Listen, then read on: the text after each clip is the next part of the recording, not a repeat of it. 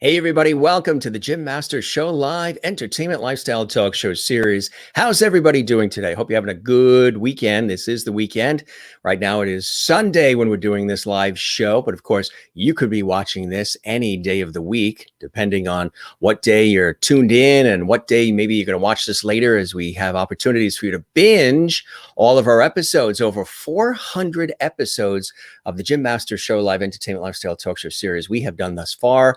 And that is absolutely amazing. I can't believe it. With guests from Broadway and Hollywood and television, film, music, culinary arts, sports and comedy and inspiration, and so much more. This is like a traditional old school variety talk show. If you think about the hosts and presenters and the terrific TV personalities of the past, like Johnny Carson and Dick Cavett and some of the others that through the years, Dick Clark, and with a modern twist and a modern vibe of today. We have a lot of fun on this show. We always learn something on this show. We always have amazing guests, inspiring conversation, and light love and levity, as we call it, or levity. Levity is because, again, in the summertime, I said love and levity a little too fast.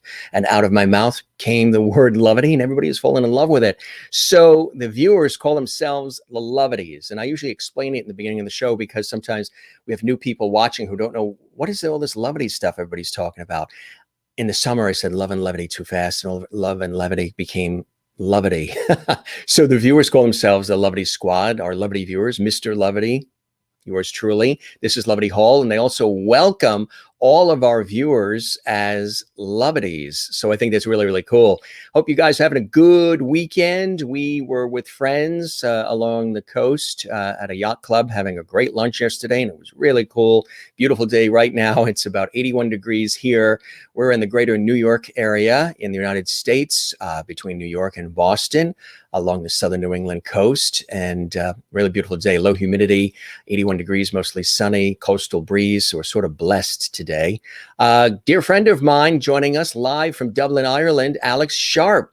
Originally, of course, you know, Celtic woman, but she has her own brilliant solo career, Irish soprano and brilliant actress as well. Before we welcome her on, we're going to say hi to some of our Levity viewers. We always love to have an interactive audience. We do, if you can, please subscribe to our YouTube channel. If you can, we would love that. That really helps the channel as we're growing the show and growing our entertainment lifestyle talk show series big time. And thanks to all of you who have already subscribed to our YouTube channel, Jim Masters TV. Don't forget to click the notification bell. That's very important. So that way, when we do shows live, which is generally 7 days a week, we've done over 420 episodes of our series, which is amazing. They're all available for you to watch on our YouTube channel. You can go back and watch them again or watch them for the first time if you missed any. And if you ever miss any of a live show as we're on, you come in late or you have to leave early, something like that, no worries, because you can see all the episodes right there on the YouTube channel. So if you can subscribe, you see the red button that says subscribe. There's no cost. You just click subscribe. That's it. You get to see everything. You get to participate. And you get the notifications, and it also helps our show big time. And spread the word about our YouTube channel, Jim Masters TV, at the same time. Also, we would love it if, as you're on the YouTube channel, if you're enjoying this episode or any of the episodes, click the thumbs up. You see thumbs up there, a little finger thumbs up there. That's the like button. We would love it if you click like on this episode, on the video, right there on our YouTube channel. And also drop a comment there too. Let us know about the episodes and the things you enjoy here on the Jim Masters Show Live Entertainment Lifestyle Talk Show series, where we truly are bringing back the lost art of conversation. Yes. So I mentioned that my great guest is Alex Sharpe, and she's going to be with us in just a second. We welcome everybody to the Jim Masters Show Live and to all of our Loveties who are watching around the world. And again, we mentioned, please subscribe to the YouTube channel, Jim Masters TV. That helps us big time. So many of you have done that, and people do it every day, and we really, really thank you very much. And of course, live from Dublin, Ireland, we're welcoming Irish soprano actress and former member of Celtic Woman and great friend. I interviewed her years ago for the very first time on television here in America on PBS when she was with Celtic Woman. And we've all stayed friends. You've probably seen a lot of your favorites here on the show, from Celtic Woman, Celtic Thunder, Sir James Galway, a guest, Amir Magoon, a guest, Lynn Hillary, Mairead Nesbitt, Chloe Agnew, Orla Fallon, all of the guys from Celtic Thunder have been on the show, Phil Coulter, for those of you who like the Irish artists, and many, many, many more have been with us, Daisy Conway, and it's been a blast. Mary Bishop in Florida says, hello, Jim and lovely friends, catching this episode in the archives. Fantastic. Good to see you, Mary. Elaine Carroll is here. Welcome, Elaine, to the Jim Master Show Live Entertainment Lifestyle Talk Show series. So looking forward to this. I've met Alex several times, trying not to miss any videos or anything on social media. Well, terrific. We hope you'll be a regular lovity now on the Jim Master Show Live. And go back in the archives. You can see over 400 episodes of some of your favorites. Maureen is here from Arizona. Good to see you, Maureen. Leslie Cummings is here. Good to see you as well, Leslie from Sweden. One of our regular lovely viewers as well. Jane is here from South Africa. Wonderful Juanita is watching. Good to see you as well. And I'm doing well. Thank you very much. Hope you're doing well. Thanks for the nice greeting. We love having you when you're on the show as well, and everybody that is here. Welcome to Lovity Hall. Quasi Tom is here. Always a pleasure to hear from Alex. Thanks for joining us. Hope you'll watch our series regularly on the Jim Master Show Live. Joan Sandow is here. Good to see you. Germany is here as well. Tuning in from Germany here. Hi, Alex. Hi, Jim. Good to see you as well. Merlin from Ontario, Canada. Another one of our lovely viewers, regulars. Good afternoon, she says. Everybody's saying hello to everybody. Sherry Larson is here. Leslie is tuning in from Vancouver, Canada. That's great. Love to see you as well. And love it. Ms. Murphy is from New Hampshire, USA. Good to see you. We're going to be in New Hampshire in just a couple of weeks for the 4th of July holiday. Elaine Carroll tuning in from Delaware. Nice, nice. Really cool. Anne is watching from Southern California, one of our regular lovely viewers. Nice to see you, Anne. And all these other great, watching from Massachusetts, all these other great viewers as well. We are well rested after spending a wonderful day at the yacht club with friends yesterday.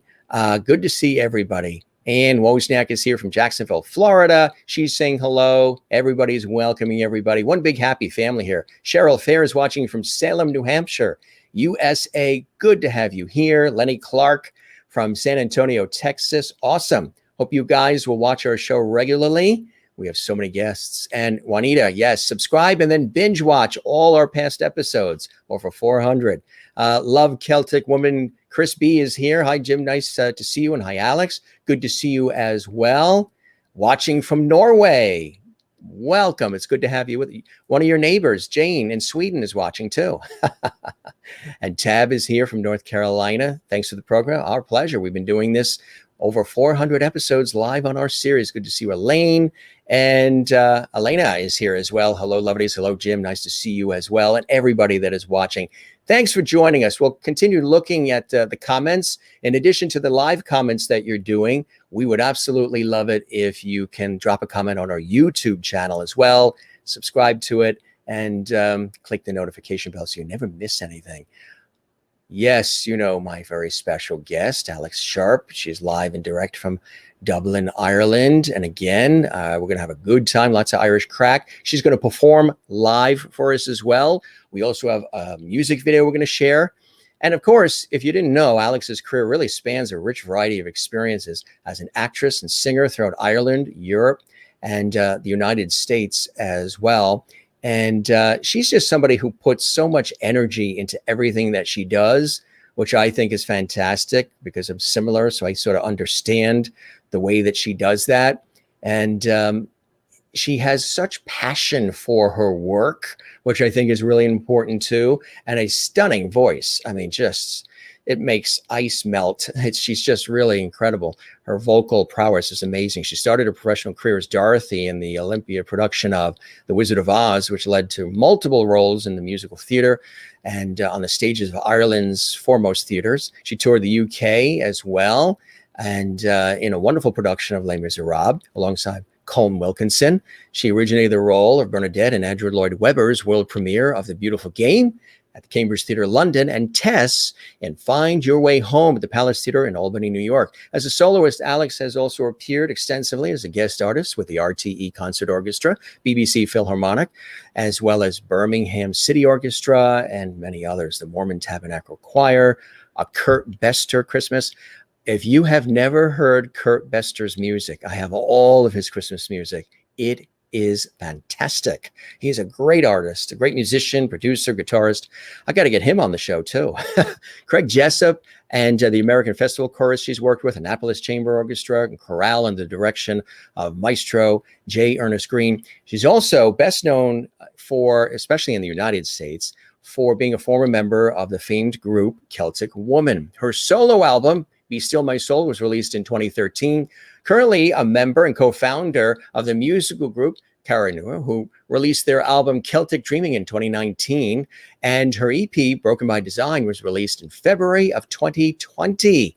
So she's been very busy, and we're excited to welcome her live from Dublin, Ireland, our wonderful friend, Alex Sharpe. Hey, Alex, welcome to the show, my friends. Good to see you here. Hi, Jim. Lovely to see you again after all these years. You know, you say after all these years, and it really is amazing, isn't it? How time really, really flies. Here's an example of that, my friend. There we all are. Oh my gosh. That's at PBS here in the States. And the whole gang, this is one of the early years of the formation of Celtic Woman. And you guys were in the studio, and Mairead and Lisa and myself and Chloe, and you, and of course Lynn Hillary, and all great friends, and all the other ladies have been a guest on this show as well, and we've had a great time. And it's so wonderful that you've been able to join us. When you see photos like these, where it goes back to these earlier times for you, awesome times we've had together, you know, at the concerts. I've emceed several of the concerts for public television, the Celtic Woman concerts, introduced you guys on stage. How do you feel when you look back at these wonderful moments in your career? Blessed. Yeah. Absolutely blessed. I mean, it's just, you don't ever imagine kind of when you start off in this career, or at least, you know, when you're going through your phases of being rejected for stuff, you just can't really anticipate where things are going to go. And so some of those experiences happen, and they happen kind of, you're not necessarily expecting it, and when it happens, it all happens so fast too. Yeah, and then you realize afterwards, and you look back, oh my God, did that really happen? And you know, because you're so much kind of in the zone of work, and you know, just making sure that you do a good job. Yeah. So you know, and trying not to get overwhelmed by it. So for me, I try to stay like very, very focused and very practical, so I don't get thrown by, you know, kind of how monumental an experience, you know, is. But yeah, just so grateful. I mean, absolutely. I've had, you know, amazing experiences in my life through work, but you know, just the level of, you know, what Celtic Woman it still is and was, you know, I hadn't ever kind of experienced anything like that. So yeah, just so blessed. You know, so blessed to be part of something so beautiful. You know, absolutely. So yeah. And so many great experiences, so many great people you've met along the way, and so many incredible stories. Let's go back in time to that little girl, Alex, growing up in Ireland. And what was the atmosphere like for you, Alex? I know a lot of people say when you grow up in Ireland, you end up having to have a fiddle or a penny whistle or a guitar or something placed in your hands, or you're going to be singing. How about you? What were those early inspirations in your life growing up? Well, I didn't have, it's funny, I was thinking about this recently and listening to different interviews on a lot of these podcasts and thinking, God, I didn't really grow up, you know, with a musical family, but I certainly had a very when I look back, they were very creative. They were all, you know, just my aunt is a great artist and stuff like that. But my introduction into kind of music was when I was very young in primary school. And I probably was about 7 or 8, and my brother had joined the school choir, which was elementary age, you know, and he said to me, he said, you know, Alex, if you join the school choir, you get a half day on a Friday, and you don't have to do the rest of the school work. So I was like, I'm there. I'm there. Yeah, and so that was kind of how it started for me, and then, which was great, and I enjoyed the music, but then when it actually came to production time and being on a stage and having an audience, because that was just enlightening for me, because I was actually a very shy kid. I Mm. was really shy. I had two brothers. I have an older brother and a younger brother. So I was always very clingy to my mom. And my mom was a single mom. She was widowed quite young. So Yeah. I was very close to my mom and very shy. And I would follow her around. But went on stage and something so abnormal happened, really. I felt at home, and um, I found the freedom to express myself, which I'd never had before. Not that I was kind of suppressed or stifled, but like I say, I was very shy. So just something just switched on, and I just felt like I had found my home. And I guess it was just this kind of escapism and this very magical place. It was a very magical. If you think about that as a kid, all these sets that are like kind of fairy tale-ish, and the music, and I mean music just, I think, just inspires people so much anyway, transports them. So yeah, that's how it actually started for me. Did you Yeah. start participating in like school plays and things happening in school and around town to sort of, hone that craft as you were enjoying the ride?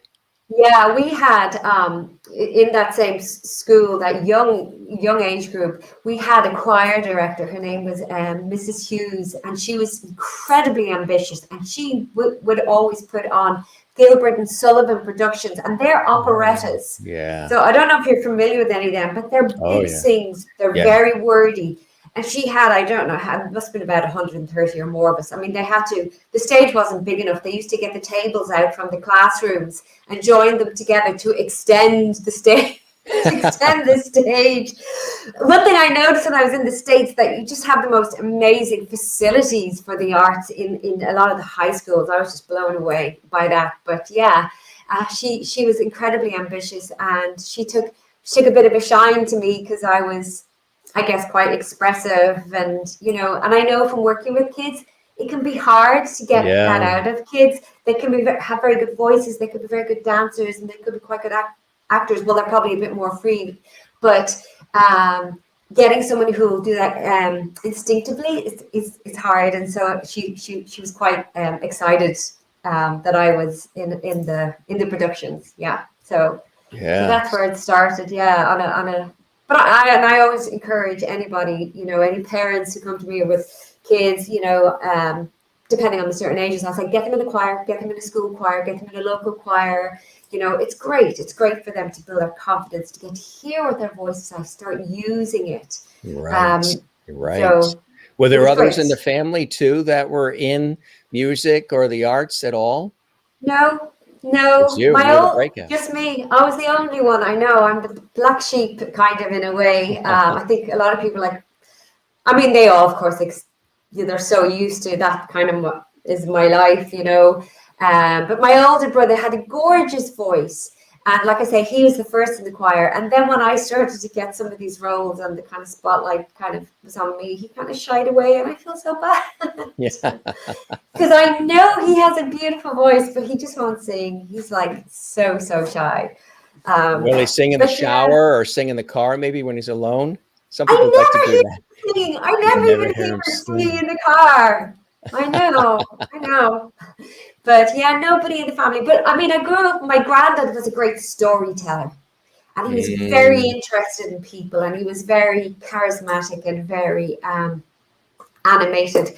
And so he would bang out some chords, on the piano, just self-taught. Like, my granddad left school when he was we started working when he was 9, and was kind of self-educated, really. So he played by ear. But yeah, that was kind of the most in my family. And we didn't really get run out to theatre much, because professional theatre, because Yeah. that would be quite costly Right. for a single mom or whatever. But she did take us out to see. So the first production I ever went to see was Joseph and the Technicolor Dreamcoat, and Chloe's mom was the narrator. Wow.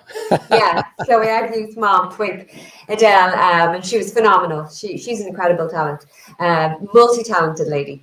But yeah, that's kind of Yeah, So that was it. the bug sort of bit you early, and you had a real Mm, thirst for this, and you wanted to hone those skills and yeah. really get the training and the education and just really get out there. What was everybody always has like a first door opening opportunity that comes their way. Sometimes it's late in life, sometimes it's early in life. For you, what was like a pivotal moment that took you from that level you were just describing to the next level in your life and your career? Yeah, I was 19. I was working actually as a travel agent at the time. I'd finished school and I'd done a year in college to do travel and tourism because I always wanted to travel. But of course, I would have loved to have sung and performed, but I had no idea how to go about that. That just seemed like something that was never going to happen. And my aunt was listening to the radio, and they announced that they were holding open auditions for the production of The Wizard of Oz in the Olympia Theatre. And this Yeah, wasn't a small scale production. This was big scale production, like big this ensemble, is, yeah, very serious yeah, actors from our national theatre here. So like it was a big deal for Dublin, Ireland. And so I went along to these auditions and had about a week long of auditions, because they would call you back and call you back again, call you back again. And yeah, at the end of that, got the job, the role, and the production manager on that show, her name was Yvette Halley, was at that time opening up an agency. So I was her first client actually, and so that's how I got an agent. Which you really do need, yeah, to you kind of do. get you in the door for things. And so that's how Right. I started out, and so worked quite a lot then in Ireland, then off to London and did, some shows and tours there, and in the West End as well with as you announced earlier on, with The Beautiful Game. Yeah. So yeah, mostly musical theatre. And a lot of concert work with the RT Concert Orchestra here, and a lot of different orchestras in Scandinavia. You mentioned Iceland earlier on, the volcano. Actually did a couple of different gigs there in Iceland. They loved the Beatles. I did a big Oh, thing yeah. called Beatlemania, and they were electric. The audience were electric.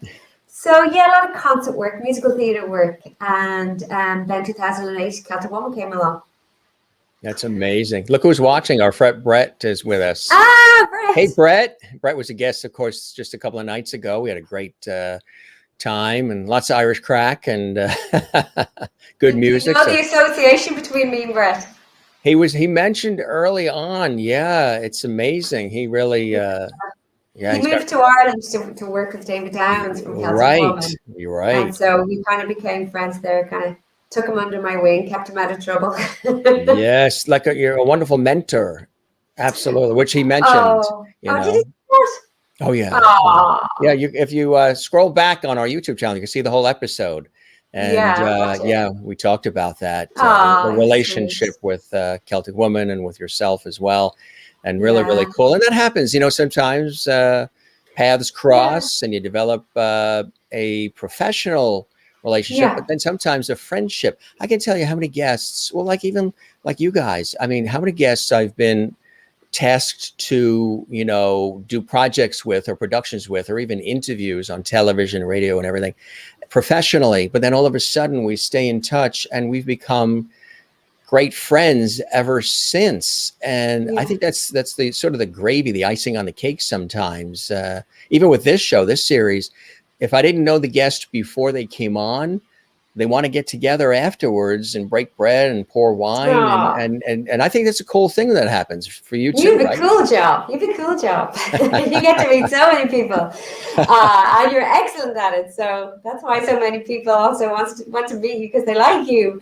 Um, yeah, you do. You get I love that part of the entertainment industry, particularly kind of musical theatre. You be kind of, depending on a lot of shows, maybe 6 months or a year or whatever. You get to have this family, and you'll keep in touch. Obviously, some you'll connect and bond with a bit more, and then you'll move on, and then you'll meet more people. And I love that you have that variety where where things are always kind of changing. And there's always a little bit of sadness when something is ending, but at the same time, Yeah, I always find it quite exciting, because I was like, yeah, oh, we're yeah. going on to a new adventure, and we're going to meet new people, and Yeah, so I love that. I love the variety and Keeps but life interesting, right? It it keeps life does. interesting. Yeah. It When you does. have all these different things. And sometimes it could be like you and I, before we went live on the air, we were chatting. You're like, oh my God, 7 days a week, 400 episodes. And this is an aside to your professional work. Jim, you are, you got to be crazy or you just really love it so much. And that's what happens, right? Because, when touring with Celtic Woman, you're going from city to city, you're on buses and all different hours and meets and greets. And when people are in the seats enjoying the fabulous production, they're seeing that element of it. But all of the work and behind the scenes creativity and the blood, sweat, and tears to put it all together is really amazing. It's monumental, isn't it? Yeah, well, they never see all of the people. It's like it takes a village to raise a child. It takes a whole community in a village, to get that final production on there. And I think, since COVID, everybody, just kind of thought, well, the entertainment is gone. But you think about all of the artists aren't working. But you think about all the people behind there, that actually get the artists to actually be on the stage or be on set or whatever. It's like this whole crew, and it doesn't happen without any of these people. you Right. know but yeah, I mean, I still have connections with people, who were dressers or wardrobe or hair and makeup. Just you click with these people. It's great, and like that, some of them you'll keep in touch with more, and then some you'll see out of the blue, or you'll see on a gig that maybe years later, like, oh my god, how have you been? It's great. You have this family. You do have this. Yes. That's Oh, my yeah. dog. Sorry. No, that's great. We love it. If like I said, if he ends up on your lap, the viewers love it. Is he Oh, auditioning? Is he auditioning right now? Sounds like an alto. Your dog. he's actually baritone. He's baritone. He's baritone. Yeah, he's Uh, baritone. we're making an announcement. Alex is going to be going on tour with him next year. Oh my God, I love Could you? it, Oh, kind of. that would be. So, how did that opportunity, my friend? How did that opportunity for Celtic Woman develop for you? I mean, I guess they discovered you, right? And when that happened, that must have been like, wow, Yeah, when that well, phone call comes, sort of. it actually goes back further. Like, Ireland is such a small place, Yes. and so anybody working in the industry tends to know each other.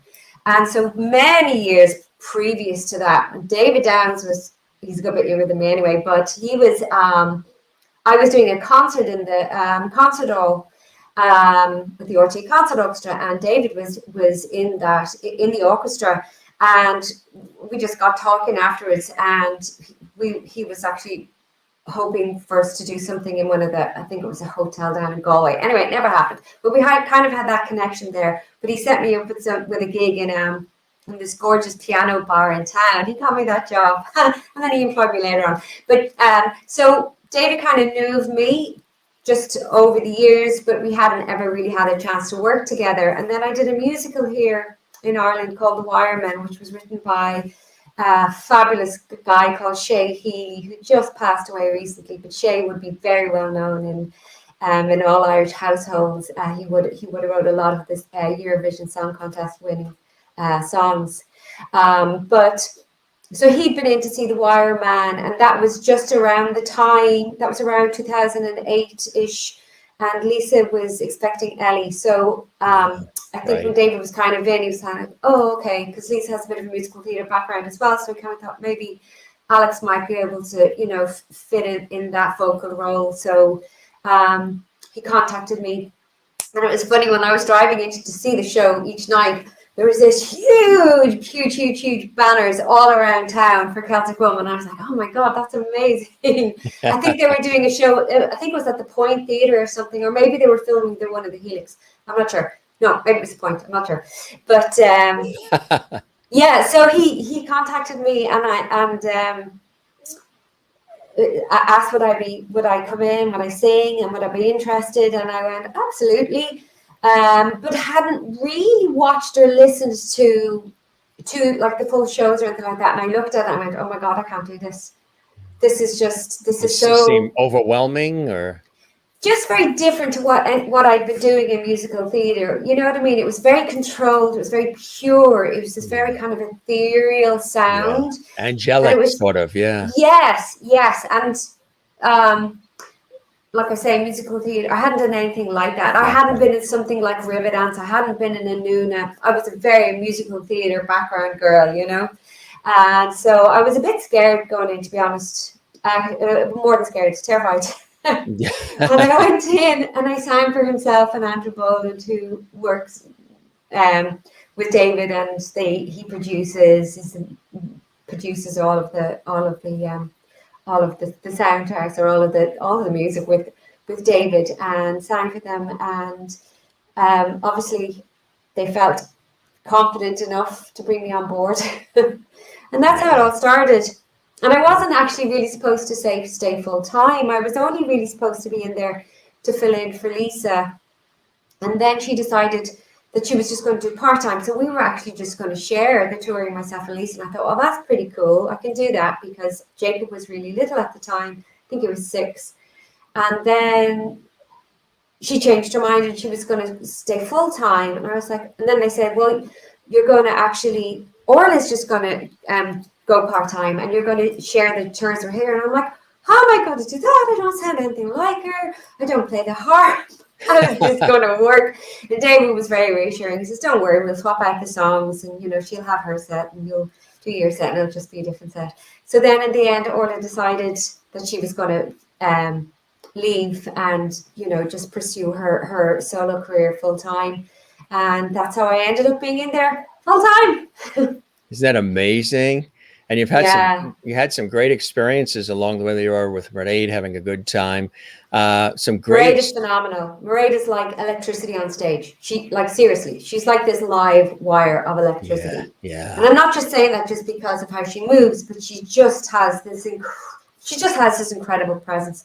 You know, she's a very generous performer. She gives it everything. She puts her heart and soul into it, and you really feel that as an audience member, and as being on stage with her. And all of the girls.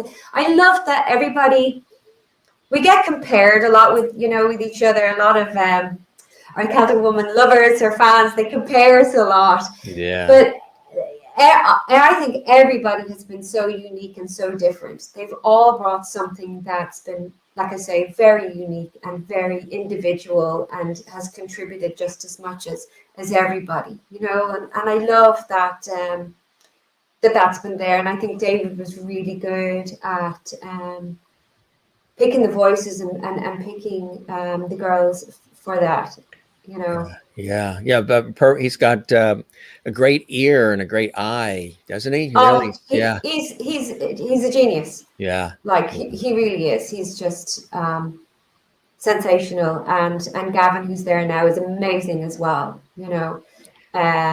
Different, but just as brilliant as well, you know. What are some of the things you learned along the way, maybe about life, about the business side of things, about the creative side of things, and about yourself too, while all those years with Celtic Woman?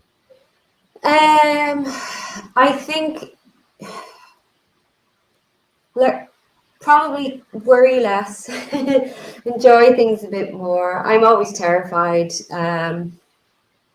I think most artists are, you know, they're always worried about whether or not they're going to do a good job. And I think as I've gotten older, here's my duet partner. Sorry. Yeah. Sorry. He seconds that emotion. Yeah. He agrees with you. I think, and I know we hear this all the time, but really kind of stay in the moment and just enjoy it, because you really don't know when these opportunities are going to go. Here we go, pandemic, you know. But to really, really savor them, enjoy.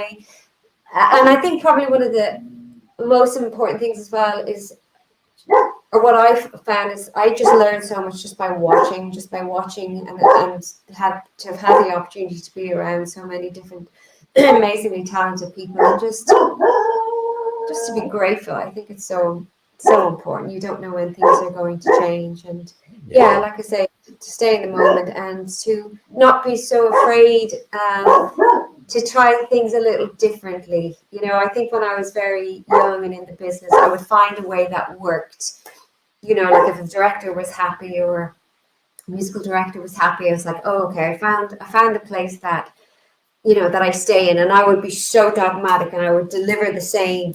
I'd be so consistent. They used to say that to me when I was in Les Mis. You're so consistent. You don't kind of drop below kind of a standard of performance each night. But it was pretty much the same show, I think, for me every night. Whereas now, I did something there just a couple of years ago. That musical we did in Albany in New York, and I learned that it's okay to do, just because it's different doesn't mean it's wrong. Yeah. Right.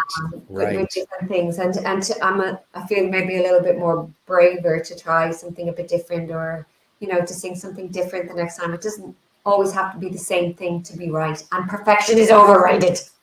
Yeah. Right. Yeah, we yeah, we've yeah. we've talked about that a lot here on the show. You know, sometimes everybody's striving for perfection. So what I tell people is, if they get hung up on striving for perfection, uh, interchange the words. Instead of perfection, just say striving for excellence, because Mm, perfection is hard to attain, if it doesn't even exist. Who knows? But mm. maybe a newborn baby's perfection. But when we're hung up on perfection, I tell people, take the word perfection out, replace it with striving for excellence. And all of a sudden it becomes very liberating for them. They're like, wow, now I can breathe. I'm still going to strive for the best and strive for excellence, Yeah, but I'll have to be boxed in with perfect, everything perfect. exactly. And And because you can really get hung up on that, right? Anybody can. absolutely. And I think the role, or, you know, the reason we do what we do in the arts is to move people, is to stir emotion, Yes, is to inspire them. inspire, you know. And so we want to take them on a journey. We want them to have an experience. We want them to feel something. And that to me is when you've reached, you know, that's when you've kind of fulfilled that part of your calling, or your, you know, whatever your profession is. If you've moved somebody and you've stirred them to emotion, hopefully in a good way. But Right. you know, and an awful lot of time that's not about perfect notes. That's No. about honesty, and that's about a true vulnerability on the part of an artist to open themselves and to go, I'm inviting you into my world, my heart, my emotions. I'm sharing this with you because I want you to be on this journey, and I want to share this with you. And I think perfection can be crippling. You know, I really Yeah. do. Yeah. So Yeah. It really can be. So best to just leave that at the door and do you, and do what, yeah, like you say, matters. do the best. Do, you know, like you're saying, you know, strive for Yeah. excellence, but make sure that you're sharing and you're connecting and you're giving. Mhm. Uh, Look, we got a question here coming in. How old were you when you started Oh, crocheting? Because you make the hats, right? Too. I do. That came out of COVID. Very young. My nana, and my great aunts, and were all knitters. Everybody of that generation would have knit or crocheted or done something, and they were all very, like I said, a lot of my Yeah. family were very creative in that way. So I Yeah. learned very young. I learned in school, and I learned from my grandmother, and I learned how to knit as well. And then during COVID, the very first major lockdown here, I was like, oh, I'm going to go insane if I'm not doing something. I always have to be doing something. I'm not a workaholic, but I like to feel like I'm But you being like to, productive. I like to be productive, yeah. So right. I started doing knitting and crocheting, and I was like, oh my gosh, the knitting takes way too long. So crocheting was so much easier. It's so much easier just to bring a hook on a plane. Well, I wasn't on a plane, but you know what I mean. If I was traveling, so probably I would say I learned how to crochet in primary school, so I was probably maybe 7 or 8. The basics kind of stuck with me, and all of the other stitches and patterns I've learned. Thank you, YouTube. Right. Right. I tell you. There's so much content out there. It's great. Yes, I tell you, it really, really is. Yeah. What would be, talking about Celtic Woman, what would be maybe one of your favorite moments? Was there a particular song that you sang? Was there a particular Oh. moment? Maybe there was an award that happened, or you're in a certain city and the audience responded a certain way, or you got a chance to visit, dignitaries and newsmakers and celebrities. Oh. Is there a particular moment or two that really sticks out for you when you look back at those years as a favorite for you? There's so many amazing Good things. ones, yeah. Um, On stage, the blessing always was something that was like really, really, really got to my heart. Just because it can either be a song about a child or a loved one, and that moved me because I was away from my son a lot. So and I kind of felt like I was wishing him a blessing each night when I was away from him. So I loved that song. I think it's so beautifully lyrically and musically. I think it's just so special. Gosh, there's so many fantastic things that happened. Dancing with the Stars was amazing. Oh yeah, huh? That was so incredible. And you know what, which actually caught me off guard, that I absolutely loved, and I don't know anything about finances, but ringing the bell in the stock exchange on Wall Oh yeah, New Street. York City. You got a chance to do Yeah. that. That's cool, huh? Oh no, I thought that was awesome. I don't get out much, do I? No, that's a big moment. Not everybody gets a I chance thought it to was do really that. cool. Yeah. Yeah, I liked that. Of course, meeting Obama was amazing. You Doing get the to meet the Christmas tree president. lighting. Here you are meeting the Um, president of the United States. I mean, when you yeah, we were a met Bill 9-year-old, Clinton as well. Bill Yeah, Clinton, right? we did. That 9-year-old girl never thought those things would happen, right? You know? No, God, no, no. I definitely have had a life where, I mean, you know what? I mean, like I'm a little blip on the scale of big, phenomenal careers and celebrities. I really am. But It's not there's how big the blip is. It's the quality. It's the quality of the blip.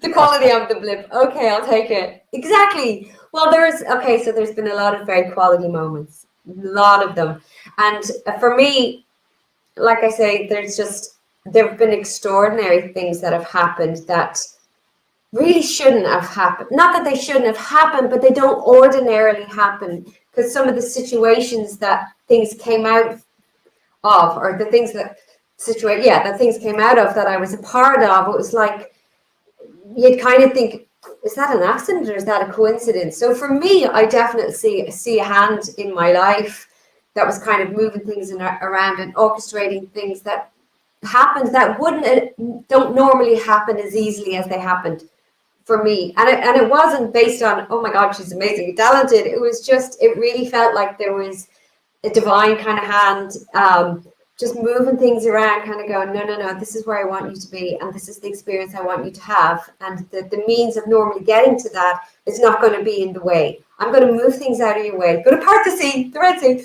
not quite. But I'm going to move things around, and I'm going to shift things around, because I want you to have this experience, because you're going to grow from this experience. You're going to meet this person, and you're going to develop your skill, your talent, whatever. And I really feel in my life that extraordinary things have happened, to a very ordinary person, really, that I didn't really have connections or anything like that. So when I say I feel blessed, I really feel, blessed, and that there was definitely a divine hand moving things around for me. Could you just put your hand down now, get rid of this pandemic, I so think. I can work. I think he just did, because he inspired Jürgen Primus to say, "You're our most favorite blip." Jürgen is a good friend of mine in Germany. Yeah. Thank you. I'm happy to be your favorite blip, Jürgen. I felt so lucky and honored to have Alex as my singing teacher. Such a wonderful, kind, patient, encouraging, amazing teacher. That's beautiful as well, huh? My students, she's in Norway. Yeah. Yeah. And the students come from all around, and is it all done online? Yeah, for the most part, I do have some students here now that we're out of this lockdown. They were all on Zoom before, but now I'm starting to have some of the kids in the studio since kind of beginning of June, when we came out of this really strict lockdown. I actually have a green screen up here. I had one of the little girls yesterday doing Moana. So we got her in front of a green screen and recorded her voice, and we recorded her with the Disney film just for at home, just for a bit of fun, and to learn using the mic and the headphones and stuff. Yeah, that's awesome. Yeah, they get a kick out of it. You kind of have to keep it kind of, I guess, relevant or fun, for the little ones. And I think she's mentioned you do an incredible version of "You Will Be in My Heart" from Tarzan. I'm a huge Disney and Celtic fan. Thanks for that comment. Down to David Down's insanely beautiful arrangements.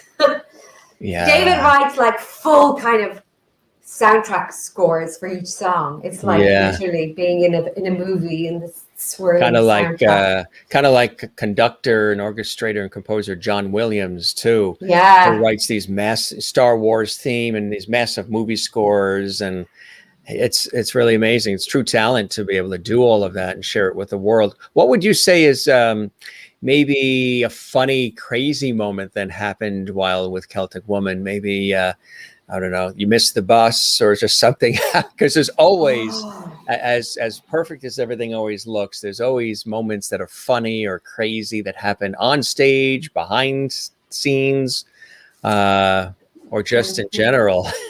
I'm trying to think. Oh my gosh. I won't say that one.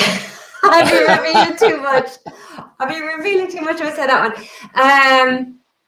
I don't remember. Thankfully, nothing majorly crazy went wrong during Celtic Woman. But in a lot of the musical theatre shows that I was in, oh my gosh!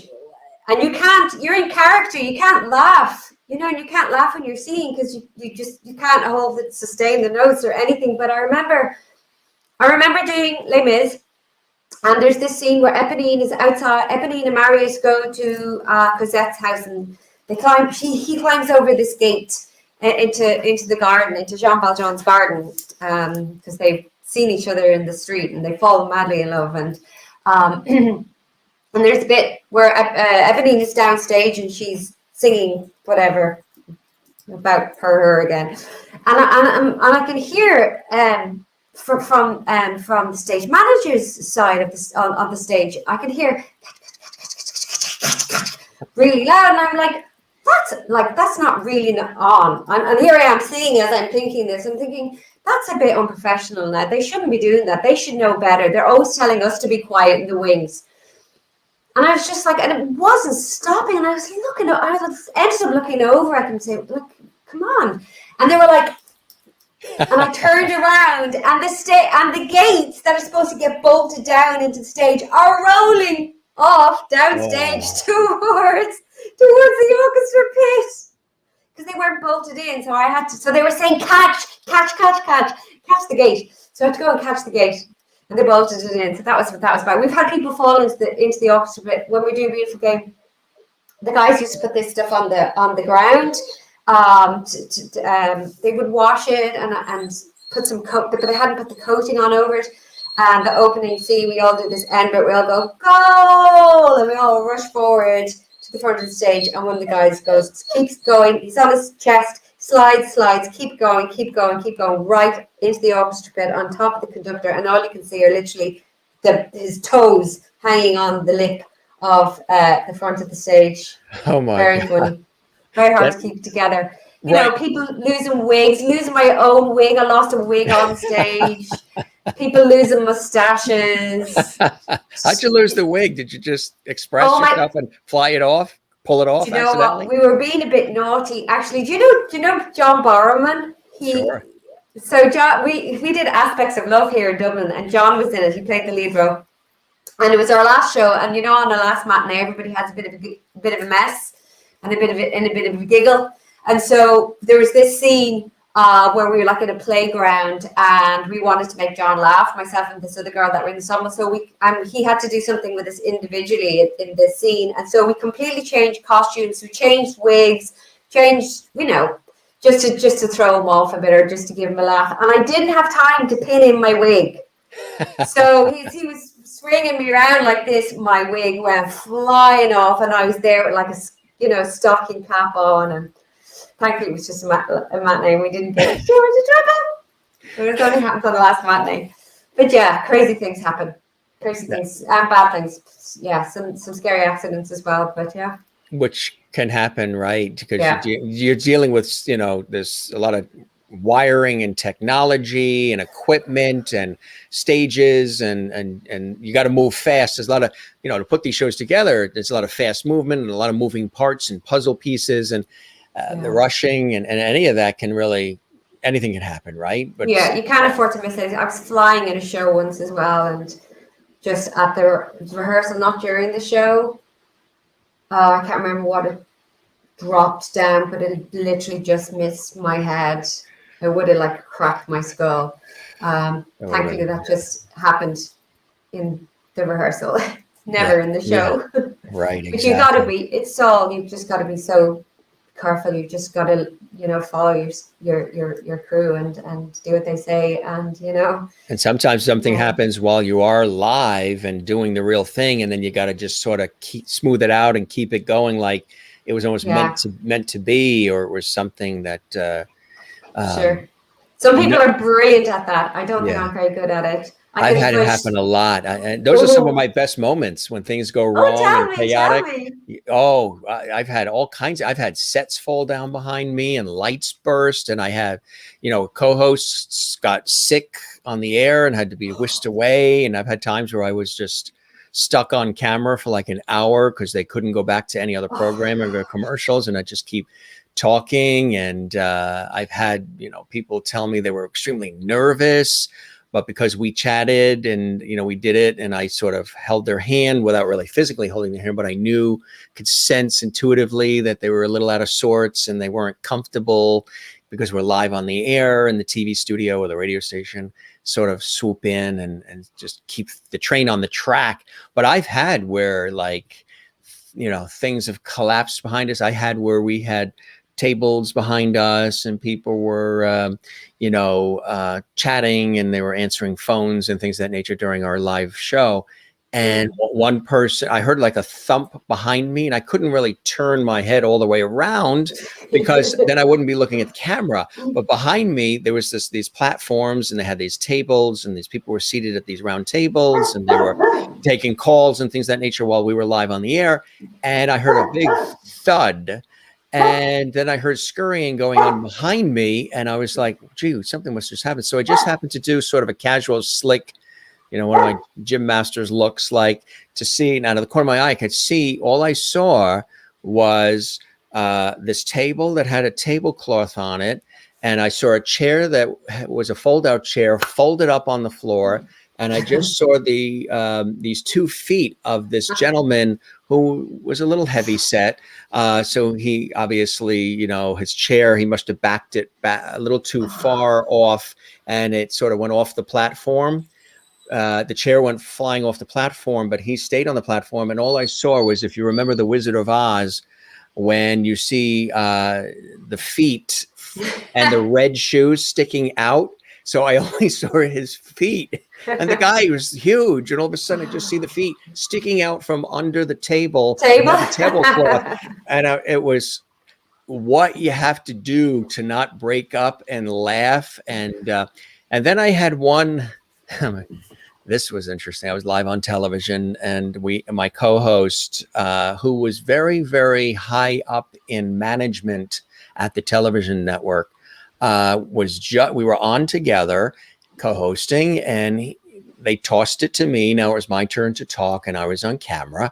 And as he's turning around and walking off, which he's supposed to do because now it's on me, and then I will walk off and he walks back on.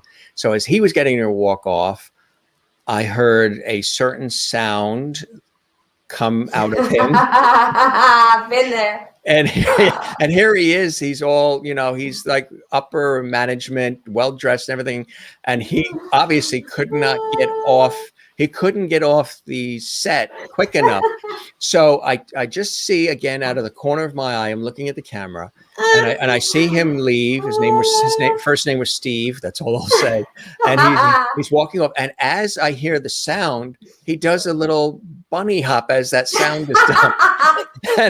and I see that, and it took everything to not start completely break. I'm like, wait, the vice president of the network just walked off, made that sound, and did a bunny hop. And a bunny hop as he did it, walked away, and as if nobody was to hear it, but I heard it out of the left ear. And then, of course, then you keep hearing it over and over in your head. And the guys in the control room who were operating the television studio cameras saw that I was breaking up, because I'm really good at, keeping composure. But that was so funny. And to see him with the bunny hop, that they started, on top of the studio cameras, you see the red light. They call it the tally light. So when it's on, you're on. So they kept blinking it on me on purpose to try to throw me off even more, because they were so Oh, hysterical in the control room that here, oh, Jim is, hang on, Jim, we heard the sound in our headphones too in the control room, Jim, but we can't mention anything. You just got to keep going. And it was hilarious. I did break up to the point, because I kept hearing it in my head, that I said, yeah. Steve, come back on. Steve, come back on. And then I just walked off, and then Steve had to start talking again, because I was laughing, and it Oh, was amazing. It was absolutely amazing. it's Do you so have things like that painful. happen? Oh, I had something exactly, and I'm not going to mention this person's name because people know them. But just before we were about to go on stage and do a scene, and it was quite a lovey-dovey scene, he wasn't even expecting it himself, and he just let the biggest one go, and it was just a triumph. It was just before, it wasn't even any earlier that you could even get away, to just smile or laugh in the corner. He literally had to go on stage, so he couldn't react. And so I had to follow him on stage, and the two of us ended on stage, and we just, because it was so fast, and we just burst out laughing. Then when we saw each other, like made eye contact with each other, because it was the first chance he got to react. We just lost it. And we kept trying to get it back to some semblance of composure. Oh, it was hysterical. Oh my gosh, it was so funny. When those moments happen. Yeah, Oh yeah, it's always funnier when you can't laugh, of course. exactly. Right. And it's so hard, it's so painful. And I used to be so good at not corpsing, but I'm not particularly good at it anymore. Yeah. Exactly. That is so funny. These are and there's many more, I'm sure, that you remember, and many more that I remember too. We can put them in a book. We can write them I should write some down to share when we're on things like this, because afterwards I'm like, oh, that was a good one. That was a good one. Absolutely. Then, Karanura, tell us about that. How did that form, and how did you guys put that group together, and as a co-founder? Tell us about that. I approached Lynn about it. Lynn Hillary, yeah, she's Yeah, delightful too. yeah, she's amazing. She's incredibly talented. She did all the vocal arrangements and a lot of the um, backing tracks as well, the arrangements musically of a lot of the songs. And Adele came on board, and then we had Adele change with two other girls as well. And it comes down to the fact of not really having enough contacts to contact the right people. Like we like I say, we recorded the album, and then we recorded 2 soundtracks for a theme park in Utah called Evermore, which is like it's a totally immersive experience park. It's not like got rides and stuff, but you go in. There's it's a bit like, if you can imagine cosplay. I don't know if you're familiar with cosplay, but yeah. So there's a story in this park, and this park is incredible. They went and they sourced so many actual artifacts from all over Europe, and they didn't like build styrofoam houses when they made these houses. Like, they built them properly. It's incredible. So you kind of go into this little hamlet, and they have different seasons each. Or different festivals. They'll have like a Halloween one, and they'll have a Mythos, which is kind of like Norse mythology, and then they have Aurora for Christmas. But the Halloween one is very much based around Irish folklore, because that's where Halloween originated. That's right. We were signed to some producers in Utah, and one of the producers was the MD for that, and composed all the music. So we were involved in that. But I think we just had bad luck with timing with Garanua as well. The pandemic happened, and we've been signed to a cruise ship agency, but everything went belly up. And now, to be honest, we invested so much financially and so much time that it's too difficult to kind of try and recoup or to try and reinvest. So yeah. But it was a great experience, as in, like, we learned to do. It was great having a lot of control over things, but hard because you have so many responsibilities that is normally handled by a whole team, you know. But we all kind of stretched ourselves and kind of pushed ourselves to learn different things. Not that we're all skilled masters in them or anything, but you know, we learned to kind of do things and kind of pushed ourselves, and you know, you've got to find the positive in these things. And now we all have kind of some skills that can help us all personally. But yeah, a good experience, but difficult too. Difficult to be kind of trying to do so much. It's very hard. You know, you really need a team behind you. You realize how many people it takes. Yes. To really, there's just so many elements to just everything. Like we spent less time actually really performing and more time on production, putting things together, managing stuff, sorting stuff out, all of that stuff. So time consuming. And sometimes, you know, it always takes a team. It takes a group of people. Like you say, it takes a village to be able to put it all together. And, you know, it can be exhausting work, but you love it, right? Yeah, I think we're proud of what we did. Yes. You know, we're proud. The album is lovely, and I don't know if you ever get a chance to listen to some of the music on Aurora. Like both myself and Lynn wrote fantastic quite stuff. a few of the songs for it. Yeah. So that was, and also Lisa Nolan, who came on board as well. She wrote as well, and we all kind of co-wrote together. So it was a very different experience because I'd never written before either. Lynn had way more experience than me, so we kind of stretched ourselves in a lot of ways. So there's a lot of things kind of I can look back and go, no, I didn't think I was going to be able to do that, and kind of I pushed myself and got, you know, got through it and did it. But I just don't think we had the right representation, really, you know, to really would get you out there and get to the next level. Right. Yeah, as you saw with Celtic Woman, it takes a lot of tenacity, resilience, and marketing and pushing and connecting, and that's a lot of work. Huge. A lot of work. Then you have this too, right? Oh yeah, that was a long time ago. I think when I did that, 12 or 13, and then I released an EP in 2020, February, beginning of COVID. We were supposed to do some concerts in Utah. Of course, they didn't happen. It's funny, I was thinking about this album today.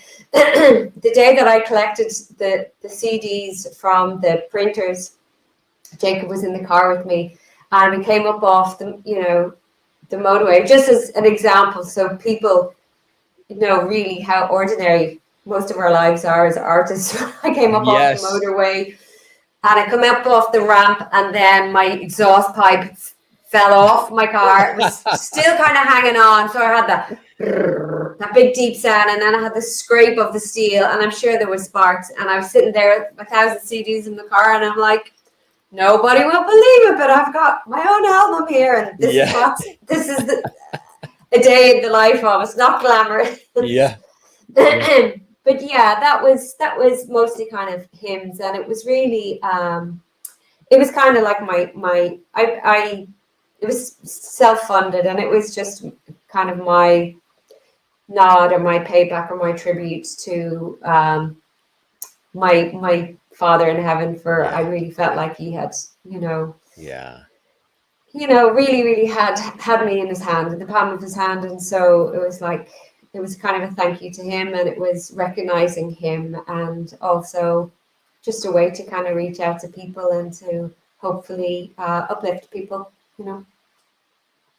Very moving and very inspiring, my friend. And showing just some of, and we have live music. She's going to perform live. We also have a cool video here. And thanks to everybody who's joining us. I'm Jim Masters. You're watching the Jim Masters Show live entertainment lifestyle talk show series. My very special guest, wonderful Irish soprano, actress, and comedian, I think, too. Oh, gosh.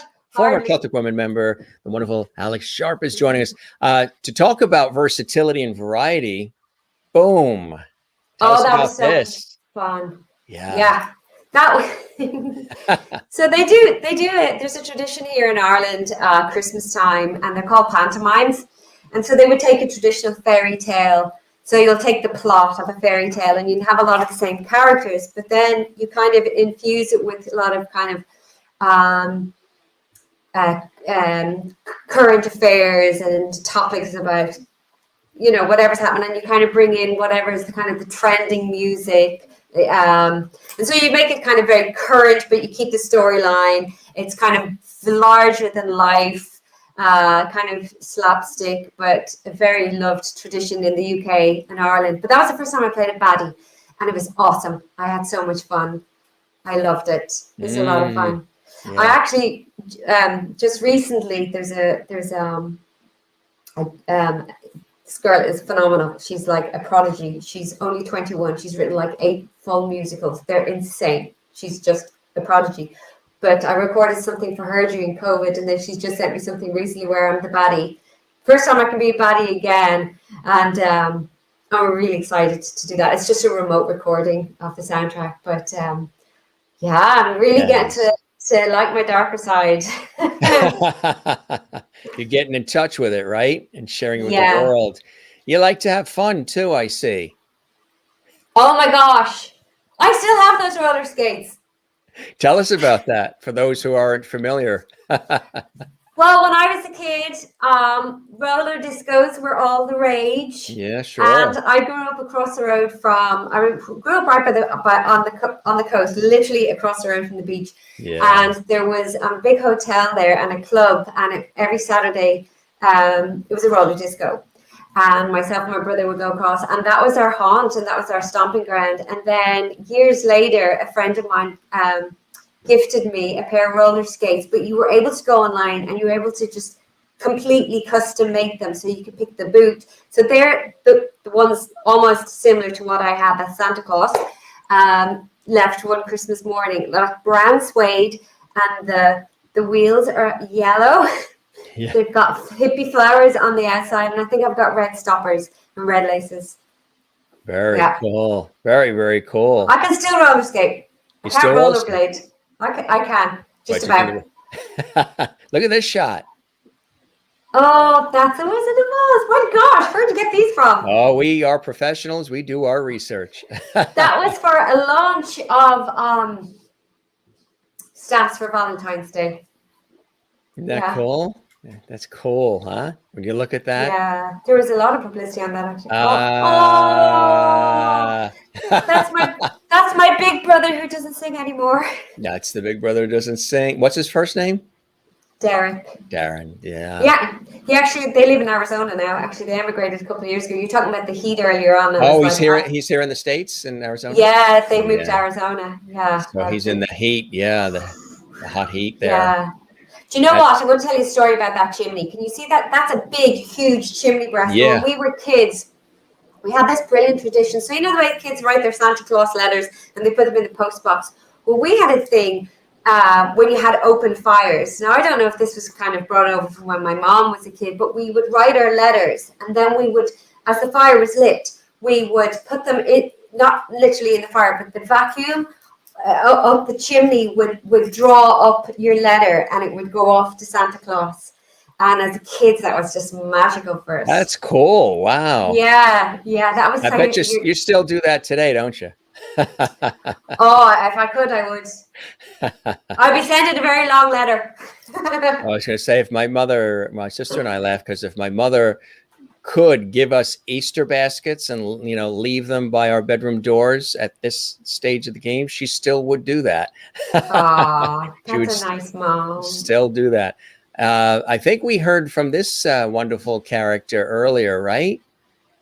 Oh yeah, he was outside the door. He wanted to come. What is his name? What is his name, and what kind of dog is he? Eli. His name is Eli. He's a Hungarian Vizsla. He's a rescue pup. We got him when he was 3 months old, 6 years ago. Yeah. And he's a thoroughbred. Those dogs start at like €800.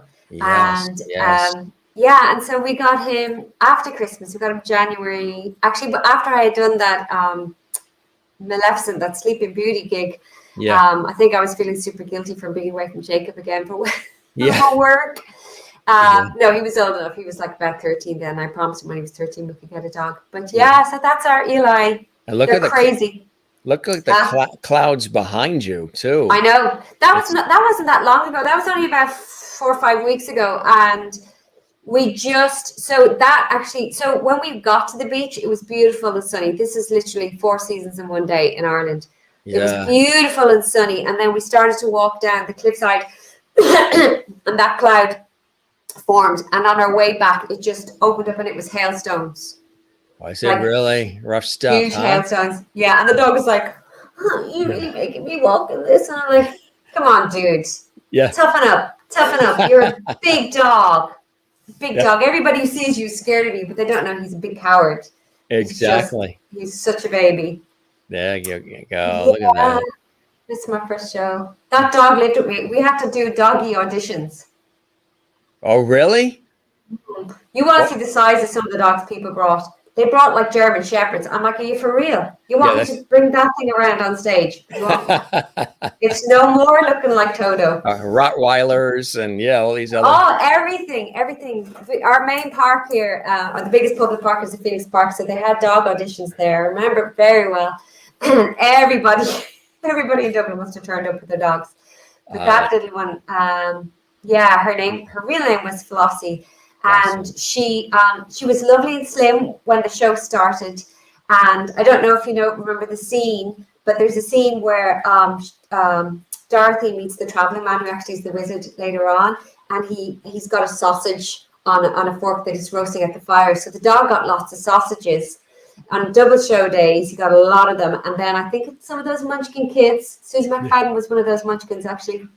I think they were all started feeding the dog, and they were told not to, and the dog got so big, and my back, by the end of that run, I was like, my back's killing me. I'm sure I have still permanent damage from carrying that dog around, but she was a little sweetie. She was a good dog. I see a little bit of a theme going on between that photo and that photo. The dog? Dog lover alert. Oh, yeah, I am. Yeah, I am. I do. Yeah, we do have a cat, and we had the cat before we got the dog. And we had the cat about. And they get along? Oh gosh, no. The dog would absolutely give his eye teeth if the cat would play with him, but she has no time for him. She absolutely hates him. She barely tolerates him, and he's terrified of her. Like if I'm upstairs and I'll hear him whimpering on the cat's on the stairs, and he's afraid to pass her because she'll just swipe him. Yeah. That's she's not happy. She's not happy. We've got a couple more photos, but we have a great clip here. And this is broken by design, this clip. Tell us a little bit about that.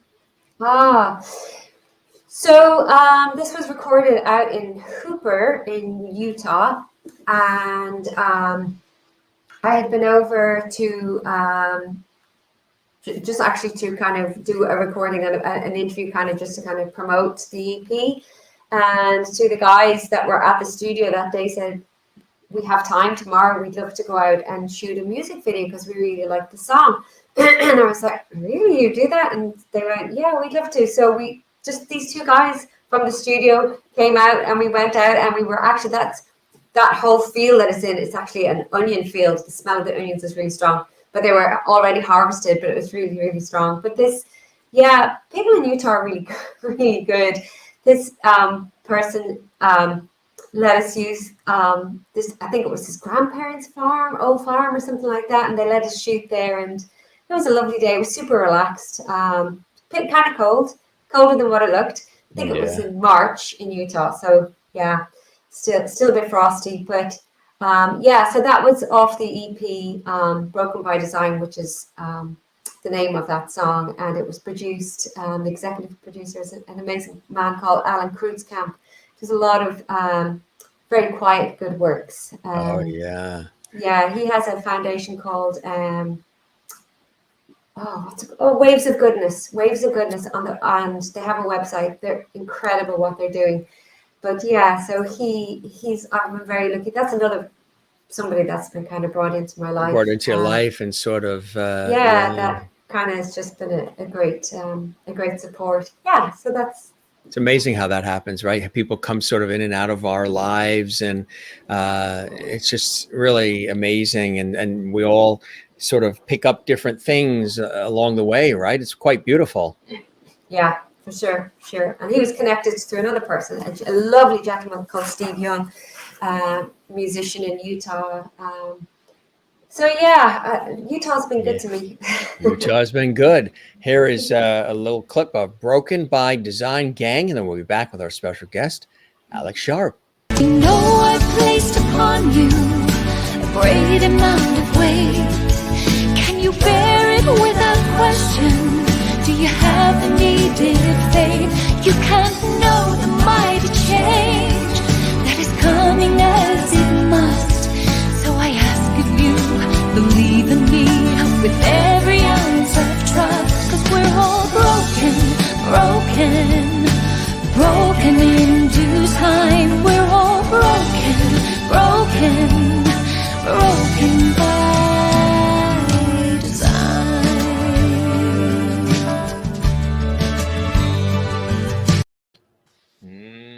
Very nice. Just a little bit of a teaser there, but to give you yeah, nice, huh? Yeah, Yeah. it was written by two gentlemen called Ron Saltmarsh and Jim Hollister, and I really love the message of that song because, you know, I think we can get very discouraged when, you know, with our weaknesses and the things that kind of go wrong and the trials that happen in life, and you know, we see them as negative things, but I don't think life was ever supposed to go perfectly. I don't think it was ever necessarily supposed to be an easy thing, but it was there, designed that way for us to grow and for us to fulfill our potential, you know. Beautiful message with that. Yeah. Yeah, I think everybody's got more strength than they realize, you know. Right. A lot of times, yeah, our self-limiting beliefs sort of shove down the good things that we have to offer to the world, and oftentimes we let that override those negative feelings, either self-created by ourselves or feelings that other people have said that we've absorbed. And that can really keep you stuck in life, right? You got to get past that and focus on the strengths, the talents, and the skills, and the passions and dreams you have.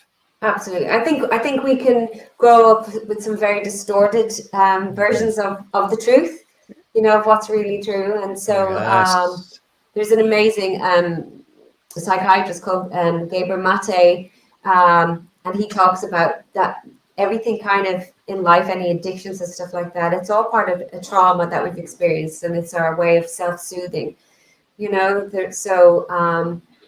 Yeah. I love the message. I think it's a positive one, and it's a hopeful message, and I like that. Absolutely, and congratulations on that. You wanted to perform something for us live as well? Oh, I'm going to try. I feel like I've talked so much. I feel like a horse. I'm certainly going to try. I don't know how good it'll be. Oh, you'll be fine. I've got no mic and just a Bluetooth speaker. Boy, has the world changed, or what, right? Well, I have a lovely mixing desk and I have a lovely mic, but things can kind of go wrong on these things. So I'm kind of just keeping it very simple. I've got to take out my in-ears. I won't be able to hear myself sing. That's perfectly fine. Yeah, we're looking forward to it. So what would the song be? So this song is called Atlantic Sky, and it's off the EP Broken by Design, and it was written by two wonderful friends, extremely talented songwriters and artists too, a gentleman called Carl Corcoran and James Kelly.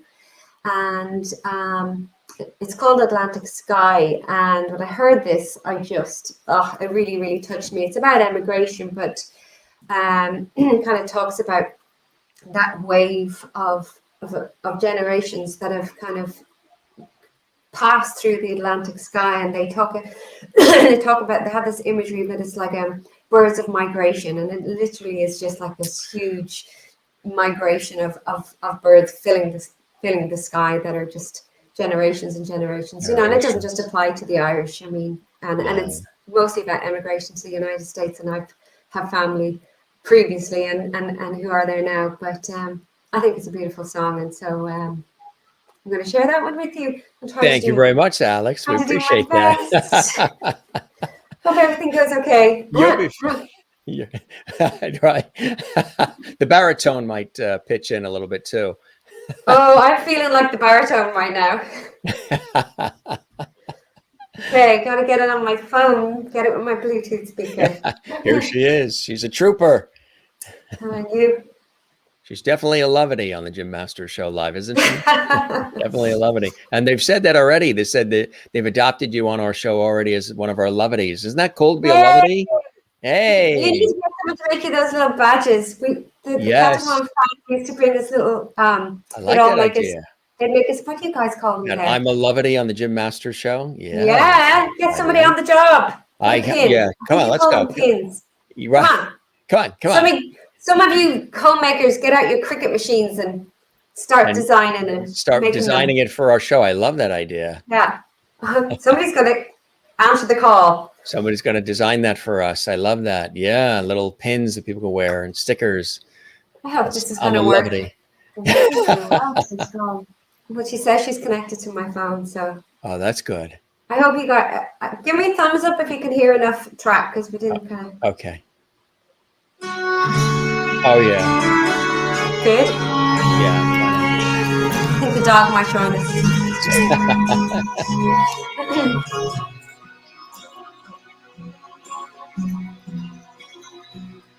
It's more than a feeling.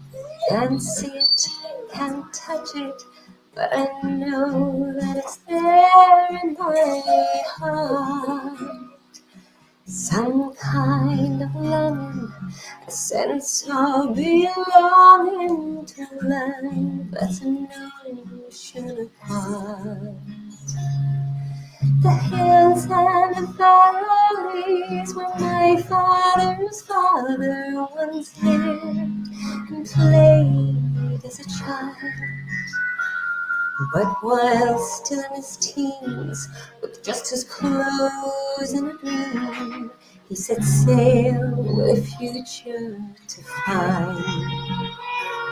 'Cause that's just the way it was back in the day. There was no other choice but to fly like birds of migration. A whole generation feeling the Atlantic sky.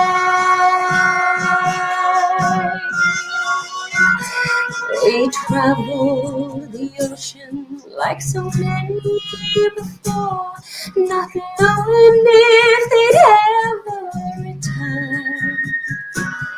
They had dirt on their hands, home on their minds, so many new ways to learn. The hills and the valleys, now only a memory, replaced by pavement and steel. A cold city landscape was now their new home for this flock of brave pioneers. 'Cause that's just the way it was back in the day. There was no other choice but to fly like birds of migration. A whole generation feeling the Atlantic sky. I hope when they look back on all that they gave, the journey will seem worthwhile. For the love of two countries is a blessing that's found in the heart of an immigrant's child. I love all around me, the love that surrounds me, my family, my friends, and my home. It's hard to imagine leaving it all to start a new life alone. That's just the way it was 'cause back in the day there was no other choice but to fly like birds of migration, a whole generation filling the Atlantic sky, and their generation have built this great nation by filling the Atlantic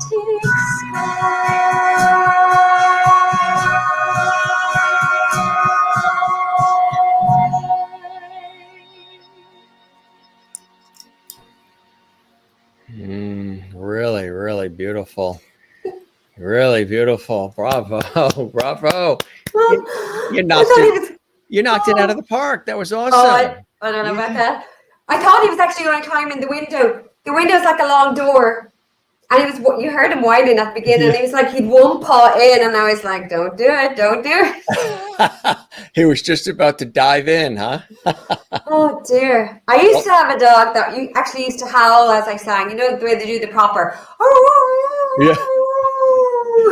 You did a good job with. Yeah.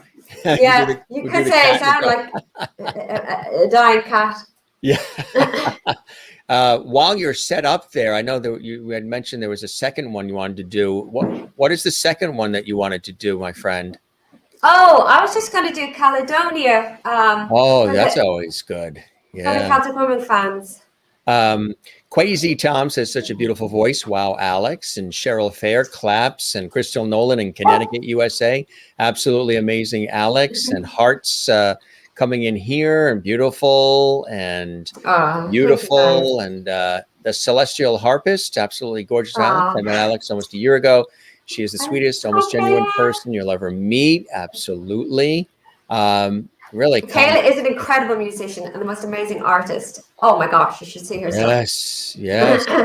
And Elaine says hello to you as well, and says Eli wants to be with his mommy as she sings. This is beautiful, Alex.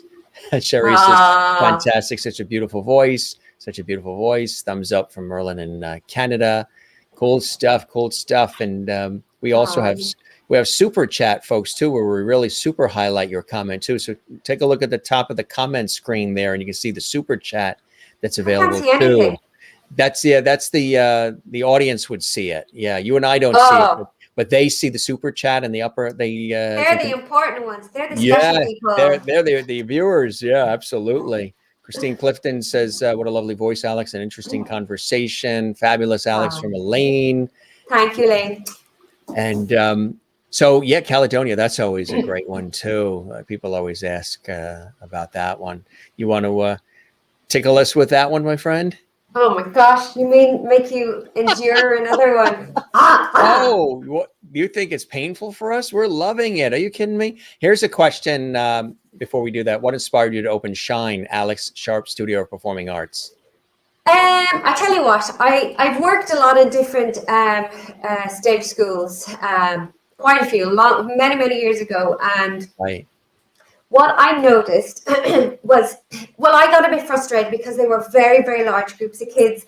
And I would see things that I wanted to be able to help them with individually. And I couldn't because they weren't my schools. But, you know, a lot of these schools will have like big enrollments and a lot of kids. And I just got a little frustrated because I didn't have the time to work with them, you know, and just to give them a little bit of guidance and a little bit of help and correction that were kind of easy enough fixes, but I didn't really have the time. So I found that a little frustrating. So the studio here it's a bit like I called it a studio, not a school, because it is more like kind of like a working actors kind of bespoke studio. And so the most I would ever have in here, well, I should have been able to, but COVID hit, would have been about 10 kids together, but that would be the max that I would work with. That way I can hear them, I can see them all individually. So that's why I didn't go out and I didn't rent a place. I didn't get a big place. It had this built. So yeah, I just wanted to be able to work more intensively with smaller groups and then one-on-one. So I have, as we talked about earlier on, I do lessons online and stuff like that. So yeah, I just kind of feel like I'm giving them a better I'm able to pass on more information and help them a bit better. Are they all different age ranges too? The student? Yeah. I have adults, I have younger kids. The youngest I have would be 11. And probably the youngest I would go to would be 8. I found, I actually kind of found kind of the 8, kind of 7, 8 was an 8 kind of up to 11, 12 was a fantastic age, because when they're really, really young, it's really hard for them to focus. Yeah. Super, super hard for them to focus. When they start to be 12, 13, they go into high school there, elementary here, they start to get very inhibited. As teenagers, I see a huge change in them. So that age group, not saying that I do take older as well, but really kind of from 8, because they're not inhibited, but they've got enough focus to kind of really stay on task, and they can grasp something. So that's a fantastic window, that age group. The teenagers, I would see them, they might have been so, open and free to express when they were younger. And then as I would see them as they get older, in secondary school, they were just totally withdrawn, so afraid. So hopefully if I can catch them early enough, they can kind of build a bit of confidence before there's, and it's just natural, because we're all affected by our peers at that age group, their opinion counts more than anything. So it's to try and catch them early enough so that they've found enough kind of inner confidence to which is important, to not lose it. Right, because when you have the confidence, then you can withstand anything that comes your way, because you're confident in your own abilities, and you build resilience, which any element, especially in these industries, but really for anybody watching right now at any age, in their lifespan, building confidence and resilience is essential to even just get through some of the stuff that life throws at your way, right? Wouldn't you say? Absolutely, yeah, absolutely. And I think it needs to start earlier in schools, and it's more so helping, I think. And from a very young age, you can start with kids. I mean, they're developing and changing all the time, but I think you need to, I was saying this to a student the other day, that she said she didn't like her voice. And it was like, well, you know what? You can look at your voice and you can be analytical in a constructive way. And you can go, I know I'm good at this. I know this is a unique part about me. I know this is a weak area, and this is something I'm still working on. But I think if you are aware of your strengths and your weaknesses, then you can progress, and it's not necessarily a negative thing. It's actually a very empowering tool. Yes. To know those things. To be aware of them. Absolutely right. I want to let folks know too, speaking of resilience and strength and confidence, our fabulous friend here and guest literally just got her second COVID vaccine shot today. So the fact that she's here talking and she's singing and she's well, that's been ever since you hit the stage. I tell you, I've been on stage. My first gig, I was like giving smelling salts in the wings. He's going mad to come in here. Can I bring him in for two seconds? Do you want to do the song and then let him in? I think I'm going to let him in for 2 seconds, and then I'm going to lock the window because he's right at it now. So he wants to come in, he wants to greet you, and then good idea. And then he'll go. Is that okay? Oh, 2 seconds. Sure. Absolutely. Yeah. So you're being really disruptive. Everybody wants to see the chair. 2 minutes. Come here. Watch the wires. Gentle. It's funny, you can hear everything, but you can't see it. Don't you love these moments on the Gym Masters show? These are some of the best moments. I know you haven't seen me all day. And we saw the chair too. Who do we have there? There's I know you haven't seen me all day. You've been up with Jacob. This is the most action I've had in so long. Look at all the people. I think he just tried to lick my face too, it looked like. He was reaching into the screen. He wanted to lick my face. I do feel a little wet. I think some wetness went through the screen. I know. I have so much. Listen, I'm either covered in dog spit, cat wee. Sorry to be disgusting to your he loves to your viewer. He loves you. It's that kind I won't of even tell you what I had to do this morning with this dog. Sorry, I couldn't hear a single word there. He Now he's loves gonna, you. He loves you. He loves I'm his you. mommy. I He am his loves mommy. you. And Oh, and now she's here. Seriously. Come oh, here. really? You got another visitor? Who's the next guest? This is Our next Sasha. special guest is I'm Sasha. sorry, this is Sasha. We love They these both moments. have Eastern European names. So I tell you, it's the next remote musical I'm recording, I'm the villain, but I'm a Siberian wolf. I think after this, they're going to bring, who's next? An elephant? Don't talk about my mom like that, Jim. It's just there. Okay, That is funny. burp. So how old? Tell us about the beautiful feline that you're holding. Sasha is a baby. We had her mama years ago. When I moved into this house, we moved in, and the first winter we had tons of mice. So many mice. Like we caught about 13 with traps. I don't know how many we caught with poison up in the attic. Because we're near farmers' fields, and we got them the second winter as well. And they breed every 6 weeks. Do you know that? Mice. So I just couldn't cope. I was like, I gotta get rid of them. So my friend said, I've got a cat. My cat's had a kitten. This is the best deterrent. I don't think she's ever caught a cat. But it's true. So After the cat is the exterminator. kind of, yeah, but she's kind of a lazy one. Ah, But she's a beauty. cute. So I'm gonna get rid of her, and I'm gonna get rid of the dog because everybody seems to be arriving. I'm gonna make sure the door's locked. Sorry, folks. No, seconds. they're loving it. Look, they love all this. Sorry. Cheryl says you can add comedian to your resume. Gorgeous cat, beautiful babies. Come. Don't you love this? Isn't that funny? We always have funny moments on the Jim Masters Show live because we're live. So anything can happen. This is hilarious. You want to see that chair again? Can you ask Mom if she take this? Take the zoo. You can't see what's happening, but you can hear what's happening. It's cool, isn't it? It's mysterious.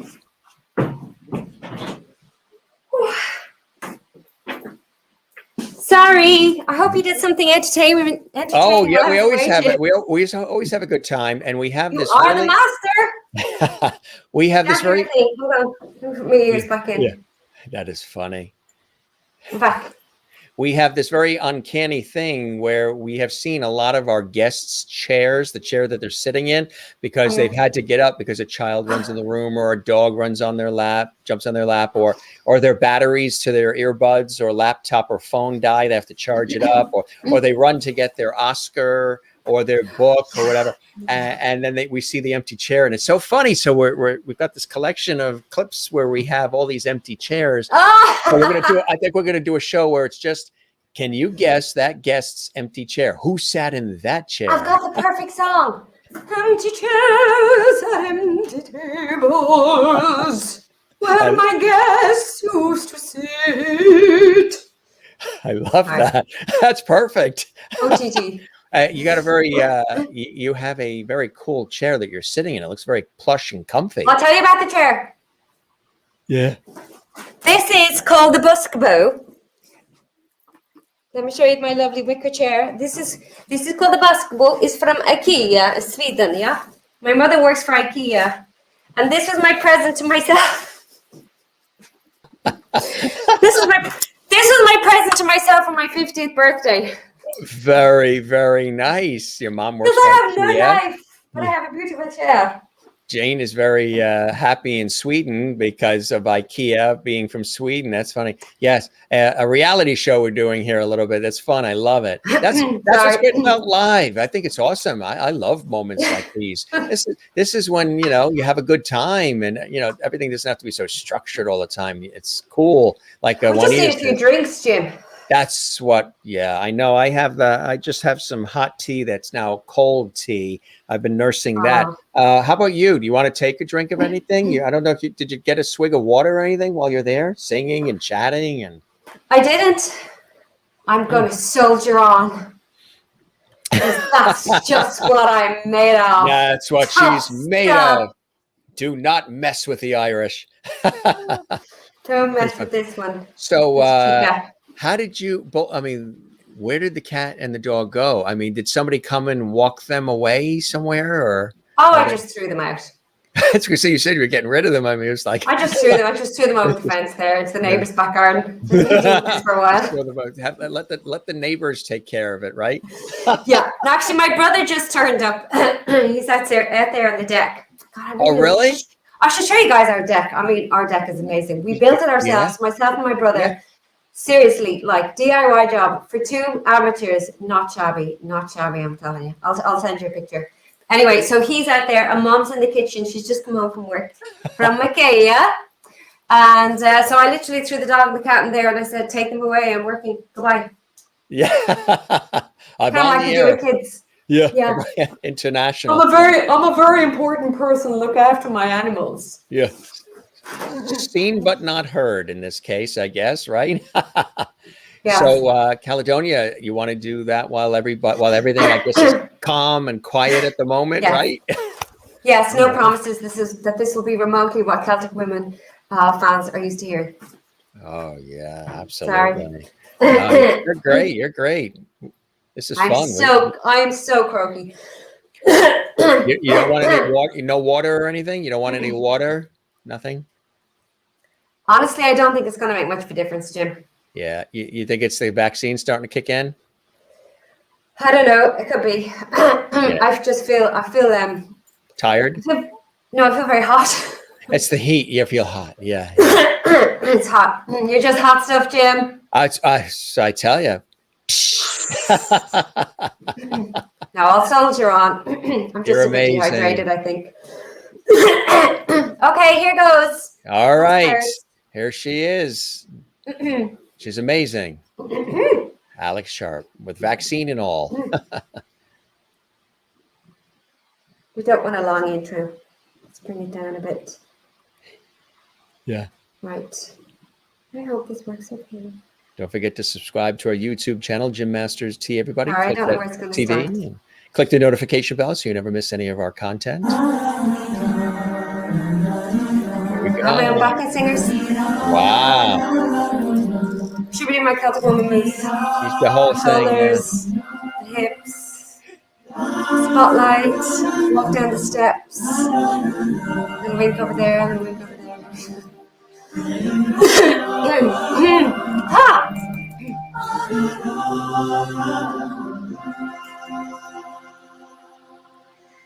I don't know if you can see the changes that have come over me. These last few days I've been afraid that I might drift away. I've been telling old stories, singing songs that make me think about where I come from. That's the reason why I seem so far away today. Let me tell you that I love you, and that I think about you all the time. Caledonia, you're calling me, now I'm going home. And if I should become a stranger, know that it would make me more than sad. Caledonia's been everything I've ever had.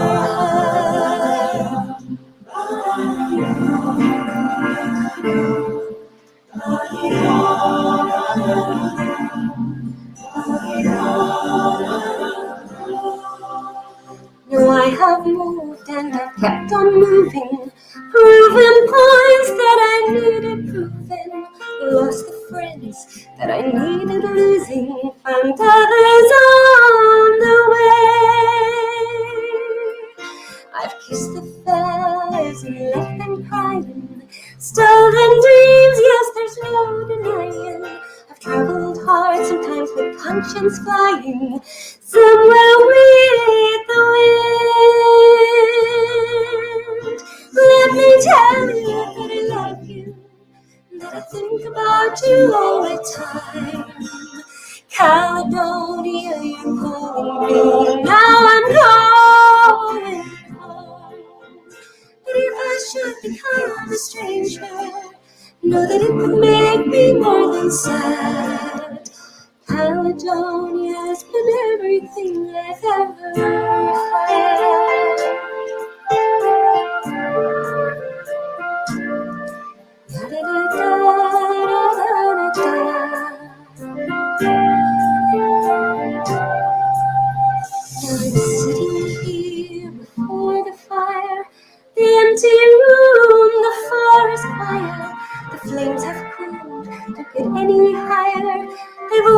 but now they're gone. But I'm steady thinking my way's clear, and I know what I will do tomorrow. When hands have shaken, the kisses flowed, and I will disappear. Let me tell you that I love you, that I think about you all the time. Caledonia, you calling me, now I'm going home. But if I should become a stranger, know that it would make me more than sad. Caledonia's been everything I've ever had.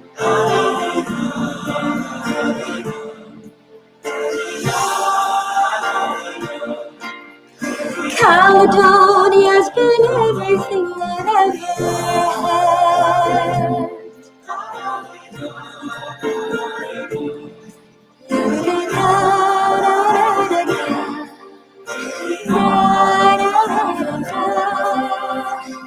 Caledonia's been everything I've ever had.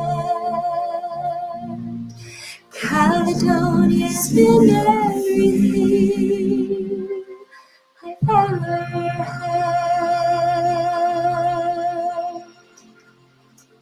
Whoop! Wow. I think you dropped my phone. Oh, the phone slipped out. It slipped off my lap, yeah. Oh, I tell you, you are amazing. You're versatile. You're athletic. I'm a juggler. Yeah, you're a juggler. Exactly. Standing I do have to ovation. juggle life. I do.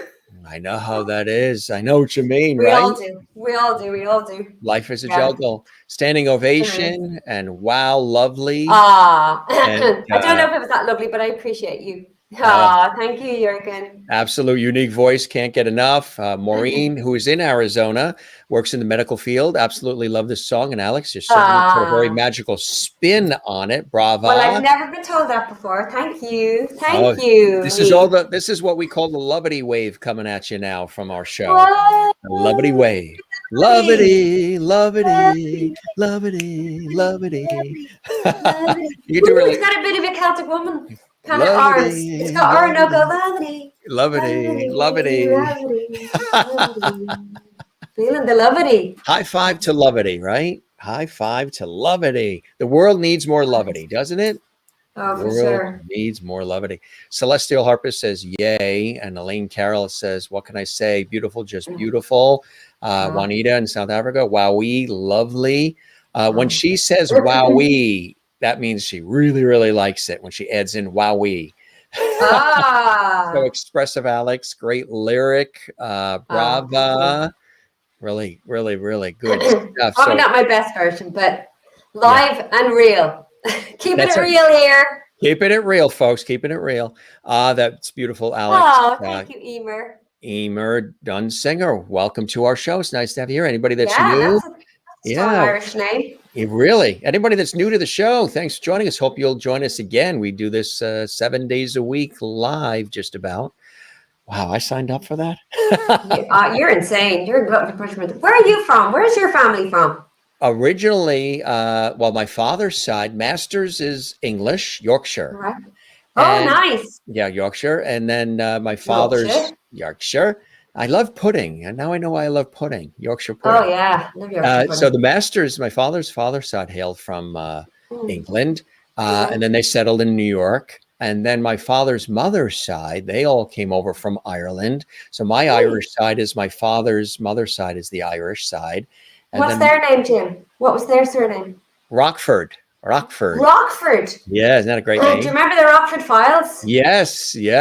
Jim Grew up Rockford. watching those. Yes, they came over from Ireland, settled in New York. When the Masters family came over from England, they owned jewelry stores in New York City and Manhattan, which is kind of cool.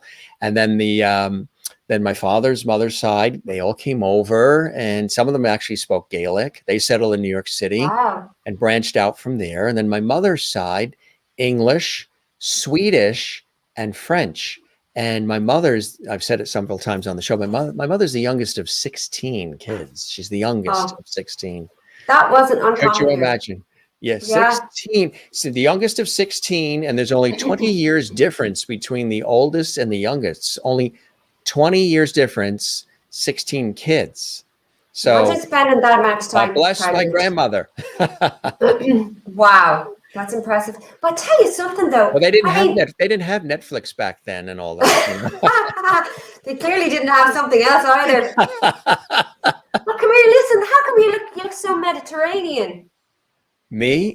Well, Yeah, you look like Spanish or Italian. I hear that, yes, or Greek, or my Yeah. sister has blonde hair and blue eyes. My cousins, maybe the dark Irish, maybe.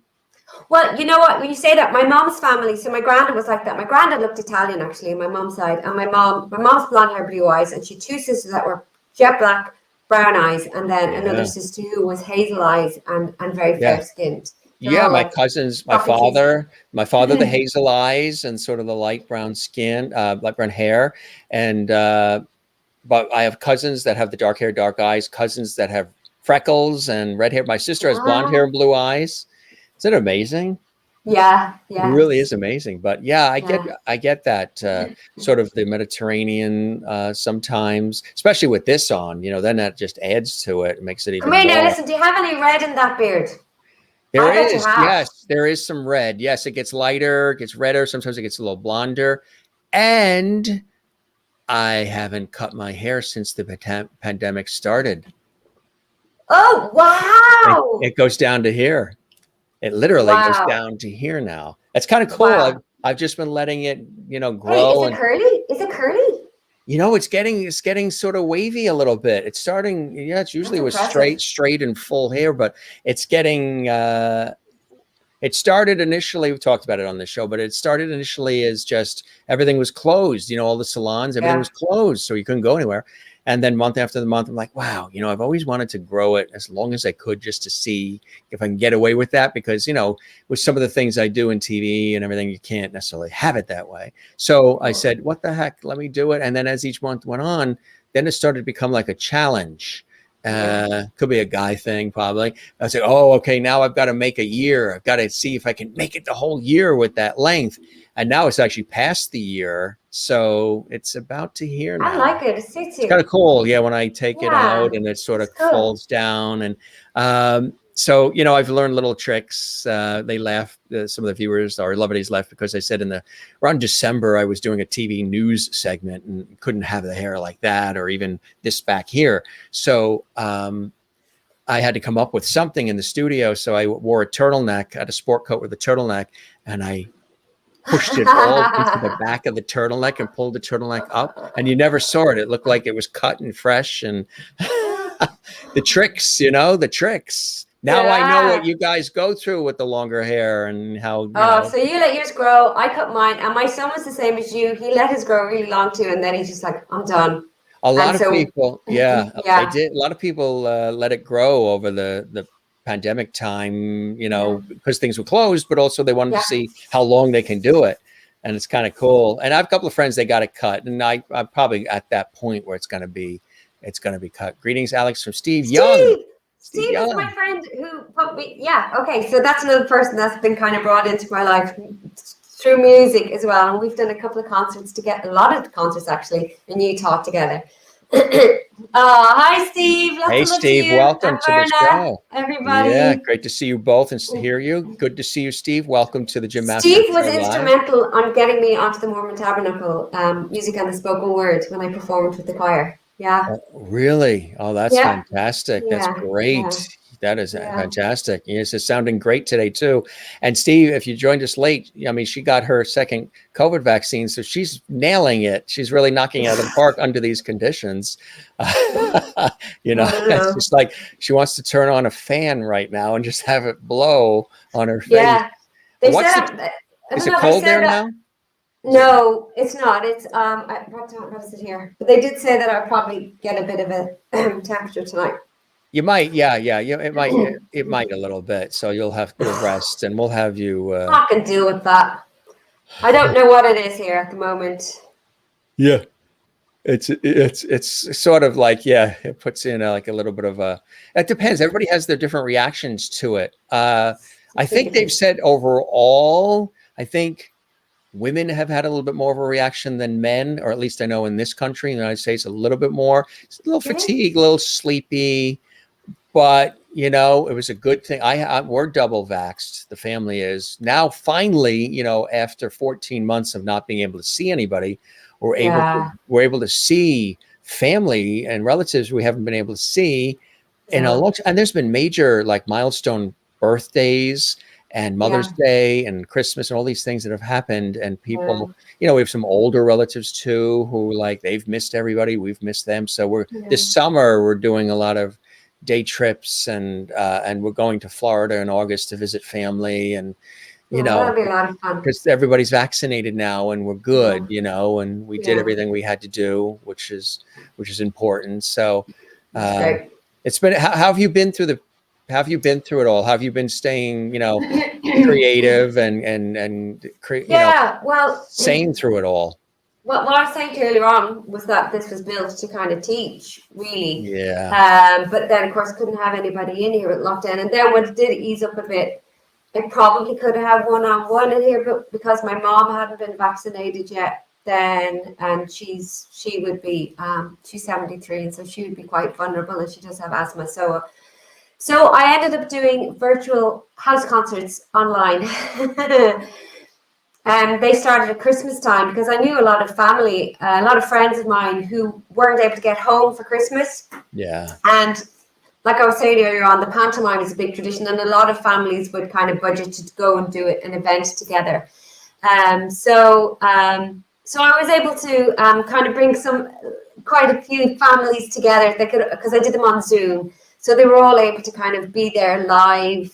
Interact with each other. We interacted, and I let them pick the song list. So I gave them like about 40 songs, and I said, go and pick the songs or the Christmas songs and carols and hymns that mean the most to your family. What's special was there one for when you were kids? Is there one that's got special memories? So it really, really made it just very kind of personal for them and customize it. And then kind of I got them to kind of share stories in between. What was the worst Christmas present you got, or what was your most memorable? You know, just to kind of create that kind of just a special time, you know, through music and just sharing each other's company. So, you know, it worked out really good, and people were really, really happy to kind of see family because they couldn't, like I say, they couldn't get home, they couldn't travel home, and even people who were just, you know, working abroad anyway that wouldn't normally get to see family. So I did quite a few of those, and so it's kind of turned into. I actually have a green screen. I have my green screen pulled away, but I have like about 3 different layers of backdrops here. I've got a star cloth that I made. I did that in COVID. Yes, you made the cloth. I made a fabulous star cloth. That's the COVID cloth. It's a COVID cloth, it's a COVID star cloth, and then I have green screen, and then I have another white screen and stuff like that. So it's kind of turned into a little TV studio for kind of virtual online performing. And so I learned how to use the mixing desk and connect up all of the. Oh my gosh, it was hard, but I was determined, and so I have kind of a little functioning setup here, a little studio. Which is awesome. You know, we talked about not being able to see people, but now we're starting to be able to, I know here, we talked about takes a village and the team of people. And here's a great shot. Tell us about this one. Oh my gosh. Oh, wow. That is, that's a show called The Promise that we did. Gosh, when did we do that? We had such a laugh on that. That's me there. Bottom left. Yeah. Bottom left, second to the left. Again, another one set back in kind of 18th century Ireland, and great cast, amazing director, an amazing musical director. Unfortunately, Brian sadly has passed on. But David Hayes is one of Ireland's foremost, like top MDs. He's been on the scene since I kind of started. But fabulous cast. A lot of that cast would have gone on to work in London, and that's Find Your Way Home. That's in the theater just off Broadway. Oh, what's it called? Stat is right down, very, very far down in Broadway. I can't remember the name of it. Yeah. But that was Find Your Way Home. That's musical was written by Jimmy Kelly. That song earlier on, Atlantic Sky. So he wrote that with another friend, Jeff Strange. Yeah. That's a cool shot, huh? Yeah, that's my Wizard of Oz days. Yeah. Yeah, amazing cast. I mean, they were all like well established, you know, professional actors. It was such an honor. Yeah, so they were our producers. That's when we were in Utah. That's Chuck's studio there, fabulous studio. That's one of our recording trips. Yeah. That is cool. You know, when you have an opportunity to work with a lot of different people and to work together as a team, it could be amazing, right? You're playing off each other's energy and you're just learning about each other. I love Oh it. yeah, for Yeah. sure. We would Yeah. always do a lot on those trips. Like, I think that might have been the trip where we recorded A Million Dreams. We recorded that last minute, like 2 o'clock in the morning, and that's done so well on YouTube. And we were like half asleep. I was like, okay, let's do it, because we had such a short window to get stuff done, you know. Yeah. But yeah, but it's funny, kind of the things that are kind of last minute, or the things that you don't necessarily plan to be big things, like the likes of Riverdance. You know, that was just like an little intermediate thing in the Eurovision Song Contest. And I mean, Celtic Woman wasn't supposed to be the big, huge thing it was. You Not at know, it was all. supposed to No. be just a very just a small concert initially. You Like a know, one night only situation, right? yeah. So you just like this industry is funny. You kind of, I mean, sometimes things that you think will make it big don't make it big, because there's that other extra ingredient, or that magic, or that sauce, or something that just kind of has to happen. That's kind of out of your hands. It's a funny industry, really, isn't it? It really is, isn't it? What are some things you've learned about yourself through it all? In the industry. Oh gosh, yeah. I mean, like professionally or personally, Maybe a little or of both. both. A couple of things, maybe about both. Um, Yeah. do you know what I gotta tell you? I mean, I love singing, I love concert performing, I love all that. But really, my first love and being out of it is musical theatre. You know, I really love just being in a role. I love being able to. Do you know why I think I love it? I think it's because it's still part of that escapism and brings me back to being a kid, where um, it's just like this make believe place, you know. And I think there's just great liberation in that for me. God, what have I learned? And what are some of those blessings and joys that keep you wanting to perform and wanting to create and wanting to share the essence of Alex through your work? Yeah, I kind of learned. I'm far from the best singer. I'm far from the best at anything. This goes back to what I was saying earlier on. I know that I have an ability to really kind of connect with people on an emotional level as a performer. You do. You have that too. Yeah. Yeah. I've the kind of response from people, that kind of affirms that to me. That's very humbling, and I feel very blessed to be able to kind of connect with people in that way. Because when I'm on stage, I'm kind of like I'm a giver. Right. I love Right. it. I love it because I love it. I like to share. So oh God, yeah. Not to be so scared. Not to be so scared. I used Not to to go be into so scared. a certain amount is okay, but I would go in. I still do go into every job thinking I have no clue what I'm going to do, how I'm going to approach this. You still get the butterflies in the stomach and all, and Yeah, there's still. I mean, the self-doubt still always. I think will always creep in, and I think it takes, particularly kind of just. Yeah, I think it takes a while to be getting in the swing of something and kind of feel okay. I kind of know what I'm doing here. And maybe to kind of be a bit more patient with myself, to kind of just trust that my instincts, they're not always going to be right, but to trust them, and to not be afraid to explore, possibly. To kind of explore things more.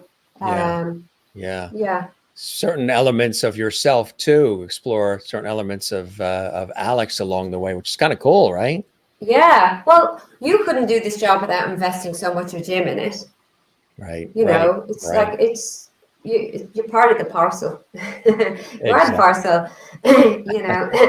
But I remember I love watching the Oprah Winfrey Yeah. Super Soul Conversations, and she had Steve Harvey on, the comedian. Oh yeah. but he has a talk show as well. But I remember there was a very interesting conversation because she has a basically belief that that we all have a calling, that, and part of our life's uh, mission is to find out what your calling is. And he said something really interesting. He said he said, my talent is that I can make people laugh. He said, but my calling is that, and I think he was talking about kind of like more the work that he does, but kind of not necessarily the kind of comedy, but he says, I can connect with people and I'm able to kind of help and influence. He says, that's my calling. He says, my ability to make people laugh is a talent, but my calling is basically it's a higher purpose, really. And I think everybody has that. I'm a believer that everybody has that. And I think that's another thing I think kids should be kind of helped to recognize, kind of early, to find those things where they are quite unique. I think our whole education needs to change anyway, our Yeah. system. Yeah. But I think we could serve kids a lot better in helping them to just be more aware of things. Because like my son, when my son left school, or when my son was leaving school, or just before it, and picking his subjects for college, he was like, I don't know what to pick, I don't know what to do, I don't know what I'm going to do the rest of my life. So I think we need to start help in the schools start to identify more, not just what subjects you're good at, but what are those personal strengths and those things like that. I think there should be another class that's about that. I'm going completely off the topic. Sorry. No, it's terrific. No, it's all part of it. And it's all about connecting with people. And I'm right there with you with the work that I do as well. It's very important. And, you and I are blessed in many ways to be able to do work and have done it for quite some time that really reflects the essence of who we are and work that we love, because not everybody has that opportunity. So to mentor and inspire others and share, little tidbits of who Alex is, who Jim is, and with other people, and connect and create is a rare thing, but a very precious and beautiful thing, right? Yeah, that's a gift for sure. That's another thing I do like working with the kids, is that so there's certain things that unless you've kind of been out there in the industry and you've really kind of been through lots of different kind of situations with it, on stage, off stage, all of the other stuff that goes with it, I feel very grateful that I can pass on some information that they won't get. They won't really kind of hear that side, and they won't really get some of the not harsh truths, but the home truths about what the business is like. Whereas you can, yeah. Yeah. I'm trying not to be in any way Yeah. negative, Sure. But but hands-on, because it's from actual experience, because you've done it. You walk the yeah, walk, talk the talk, and you've been there. And yeah, and that's why you like having students and teaching them and mentoring them. And I'm sure a lot of this, what you're sharing right now, is advice you give them, right? There could be somebody watching right now who's seeing you and has seen you on stage and has followed you and your career, and they're like, oh, I would love to do what Alex does. I'd love to be like Alex. But I'm sure one of the things that you tell people is to be you, be authentic, be yourself, and don't let yeah, anybody stop you from living your authentic self. Because when you're not authentic and you're not real, people won't necessarily connect with you, or they may connect with you in the beginning when they first see you, and then disconnect when they realize that's not really the essence of who you are. So authenticity yeah, is so and important, that's right? really destabilizing for any individual, if you're not really, I mean, it takes everybody time to figure these To find things that. out. Yeah, exactly. But I think what we do so much that we compare ourselves to people constantly. Like I was saying, I'm going to beat this like a drum. Going back to recognizing and finding out what your strengths are, what your weaknesses are, and what your unique are. You know what I mean? Yes, such and such might do such and such better, but you know what? You have the ability to like light up a room because of how funny you are, or how friendly you are, or how kind you are, or how patient you are, or how such a good listener. you know, those things, kids, we need to be aware of those things and build everything as performers as well. You know, I think we get so caught up in, oh, our only strength is our talent. No, you're not. You're a multifaceted, multi-layered, deep, incredible creation. You know, so let's develop and be aware of all these other things, and I think it's a good foundation, I think, you know, going into this industry to really build that, because you get more no's than you get yeses. Yeah. You'll get knocked down way more. I got turned down for more jobs than I ever got, you know. Yeah. You know, and there are things that I would love to have been told when I went through those experiences that I didn't really have the company of people to do that for me. So, like I say, I like to be able to pass that on to kids now, because that's how it really is, you know. But like I say, not in a harsh way, but this is actually helpful. This information I'm going to give you is actually very going to be helpful. One of the You know? things that a lot of people have said on this show too, when I've asked them about that, they're like, one piece of advice I would give, this is, you know, the guests saying this, is you really, really, really have to love it. It has to be something you really want to do, not just for the money or for the fame, because if you're doing these things just for the fame, you're going to be disappointed, because not everybody gets to those levels, and it's very limited, and there's a lot of rejection and a lot of, you know, blood, sweat, and tears, and you got to put so much of yourself in, and you've got to be on all the time, and you have to be willing to do that and put that in, that time and that effort and that emotion into it, because it can be, you know, very tough, and you have to be, it's got to be something you really, really love.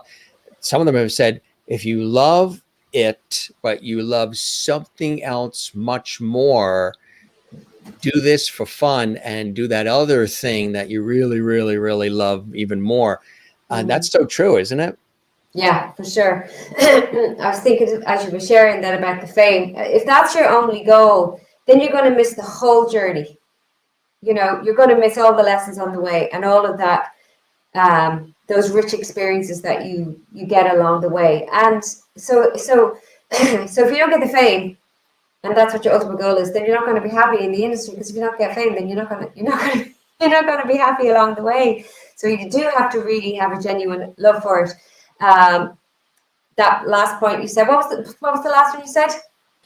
The fact that you really have to love it, and you have to realize that, you know, there's going to be rejection, and there's blood, sweat, and tears, and you have to put your, you know, self in, because you're going to be on all the time, and there's going to be things, you know, that you have to do to keep moving forward. And if there's something else you love more, then go, you know, do this for fun, but do that other thing that you love more. Yeah, that's funny. That came up in a conversation with a student the other day. They said, I think I've realized that this is just going to be a hobby for me. And I said, well, that's okay, because if you still feel fulfilled from it, and, you know, you still love doing it, that's okay. You know, because I remember I can't remember who it was, but they were saying that they basically had their full-time job that they were good at and that they had an interest in, but they loved music too. But they decided, you know, they were quite successful in the other part of their life in that career. And so the beauty was they were really able to enjoy the music side, because they weren't under that pressure. The fun and the joy can really be kicked out of it if you're really hustling and you're not getting any work, and you're stressed and you're strained. You know, that's a huge part of it too. So if you can have the balance of having another job that you really like, that you know that it's always there, you can really go to town on the other side, if it's just something that really fulfills you and excites you and you love. But as you're saying, if you really, really want to, if you want it to be your whole career, you do have to have just such a depth of passion for it. For sure. Absolutely right, which you do and always have, my friend. This was amazing. thanks so much for spending all this time and singing and introducing us to your dog and your cat. The zoo.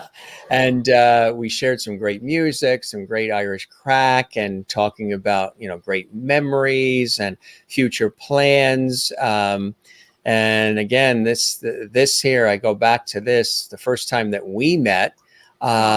Which we're just babbies. We're just babbies, Jim. What's cool? We still all look the same. You do. You do, for sure. But yeah, a really, really good group there. Celtic woman and everybody in that group. What do you have coming up in terms of plans, and things are opening up now, and things are starting to fortunately come back. You're now vaccinated, which is great. Some things that are coming up that you're excited about, my friend. So there's an incredible violinist that I've worked with quite a few times from Utah called Jenny Oakes Baker, and we've done quite a few concerts together, and I'm on her Christmas album. But she approached me about doing a Christmas concert that's going to be filmed in Rome in December. So I'm really excited about that. Wow, that's cool. Yeah. Yeah, I think they're filming it outside. Hope it's not too cold. So I'm very excited about that. I'm terrified though too. I think a lot of artists are going to be like, oh my gosh, I'm scared to get back out on a stage. So that's coming up. You were going to say something? It's an adjustment period. A lot of people are adjusting to being outside again and communicating with people. It's like we were Rip Van Winkle and we've been asleep for 20 years, and now we're coming out of their caves, and you got to get sort of reacclimated. It's an unusual thing, right? That's what I'm hearing from a lot of people. Yeah. I think it's going to feel a bit... take some time. Yeah, I think it's going to take us all a little bit of time to find our stride and, get comfortable with it all. Or maybe we'll all be like ducks to water. I don't know. I'll be terrified. For sure. I know I will. Oh, yeah. So, yeah, that's coming up. And then whether possible, there's a couple of availability checks for some corporate work here. I've got that soundtrack that I'm recording as well. That's for mid-July. So at the moment, that's it. Still, I'll be just still teaching, and hopefully now I'll be able to have in September, when the kids are back in school, I'm hoping to be able to have bigger groups of kids in here. Right. So Cool stuff. Performing, teaching. Looking for a London agent. Talking about agents. A London agent. Yeah, I want to try and get back into doing a bit of musical theatre. It's my first love. So yeah. So would you like to do Broadway? Oh my God, they'd never have me Broadway. How do you know? You never know. Never say never, right? I don't know. Well, yeah. I don't think so. I don't think that's going to happen. I don't quite feel that I'd be at that standard. I mean, they're like insane. No, seriously, like they're insanely good. I'm older as well, but I'm kind of the age now where I'm okay for the older parts, whereas I was kind of in between for a while. I was too old for the younger ones, too young for the older ones. So now I'm kind of at an age where I'm a good age for casting the older parts. So yeah, so I'm going to be brave and stick my neck. I'm going to be brave. That's my plan. I'm going to stick my neck out here. That's right. You're a Loverty, so you have to now. Yeah. I'm in the Loverty Hall of Fame. Lovely Hall of Fame with Jim Masters and Company. Absolutely. Live from Dublin, Ireland, on top of it. This was really amazing. Just want to show you a couple of comments coming in. Yeah, like Sherry says, never say never.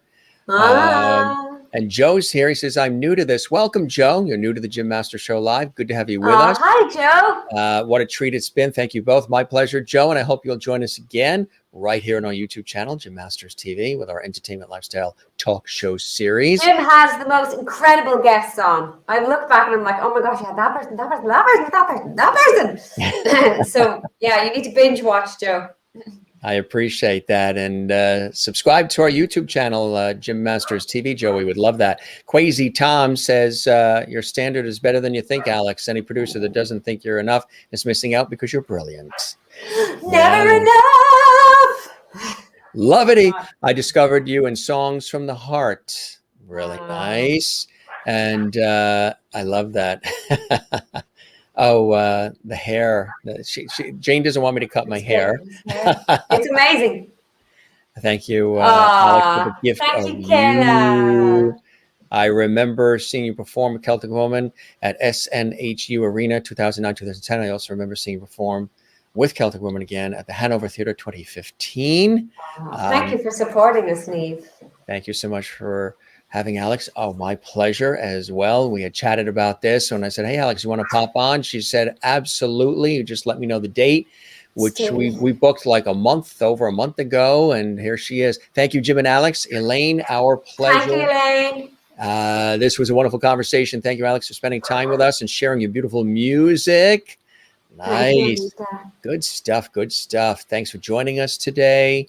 Love your voice. And Mona, love the picture of all of us together in the studio, in the PBS studio. Good stuff, gang. Thanks for all these great comments and for joining us today. You're amazing, Alex. We're going to let you go because I know you should rest now and just drink a lot of fluids. That's important. Keep drinking a lot of fluids. They do recommend that. Christine Clifton says, thanks, Jim and Alex, sharing your stories and music with us today. Really great conversation. Alex is sure a lovely, being talented, kind, and fun. Yes, spread it all around Ireland. I'm a lovity. And you're like, how did you become a lovity? Oh, well, the Jim Master Show. Very exclusive club. It's very exclusive. JC says, thank you, Alex, for a wonderful, entertaining interview. What always stands out watching you perform beside your voice is your warm smile. Drink lots of water, minimize vaccine effects. Absolutely, JC. And if this is your first time here, JC, we welcome you to the Jim Master Show Live. My friend, I toast you with what's now cold tea. I toast you with an empty glass of water. I love it. There we go. Sláinte. Oh, you got what is it? Is there a lemon or something in the bottom? Limes. Oh, lime. Yeah, what I say, lemon. I'm looking at something green. Well, it is in a blue glass, so it's kind of distorted the color a bit. So, Sláinte. We got. That was so disgusting and rude. No, it was. Hey, you had your Jim, you are an absolute sweetheart. You legend. Thank you so much. That's now you sound like my friends from the High Kings. They use that word too. They say the same thing. Brian and Darren Holden, Brian Dunphy, and the whole group. Oh, hey! One of these days, I'm going to have to show you the picture of Brian Dunphy in fishnet stockings and high heels. We did the Rocky Horror Show together.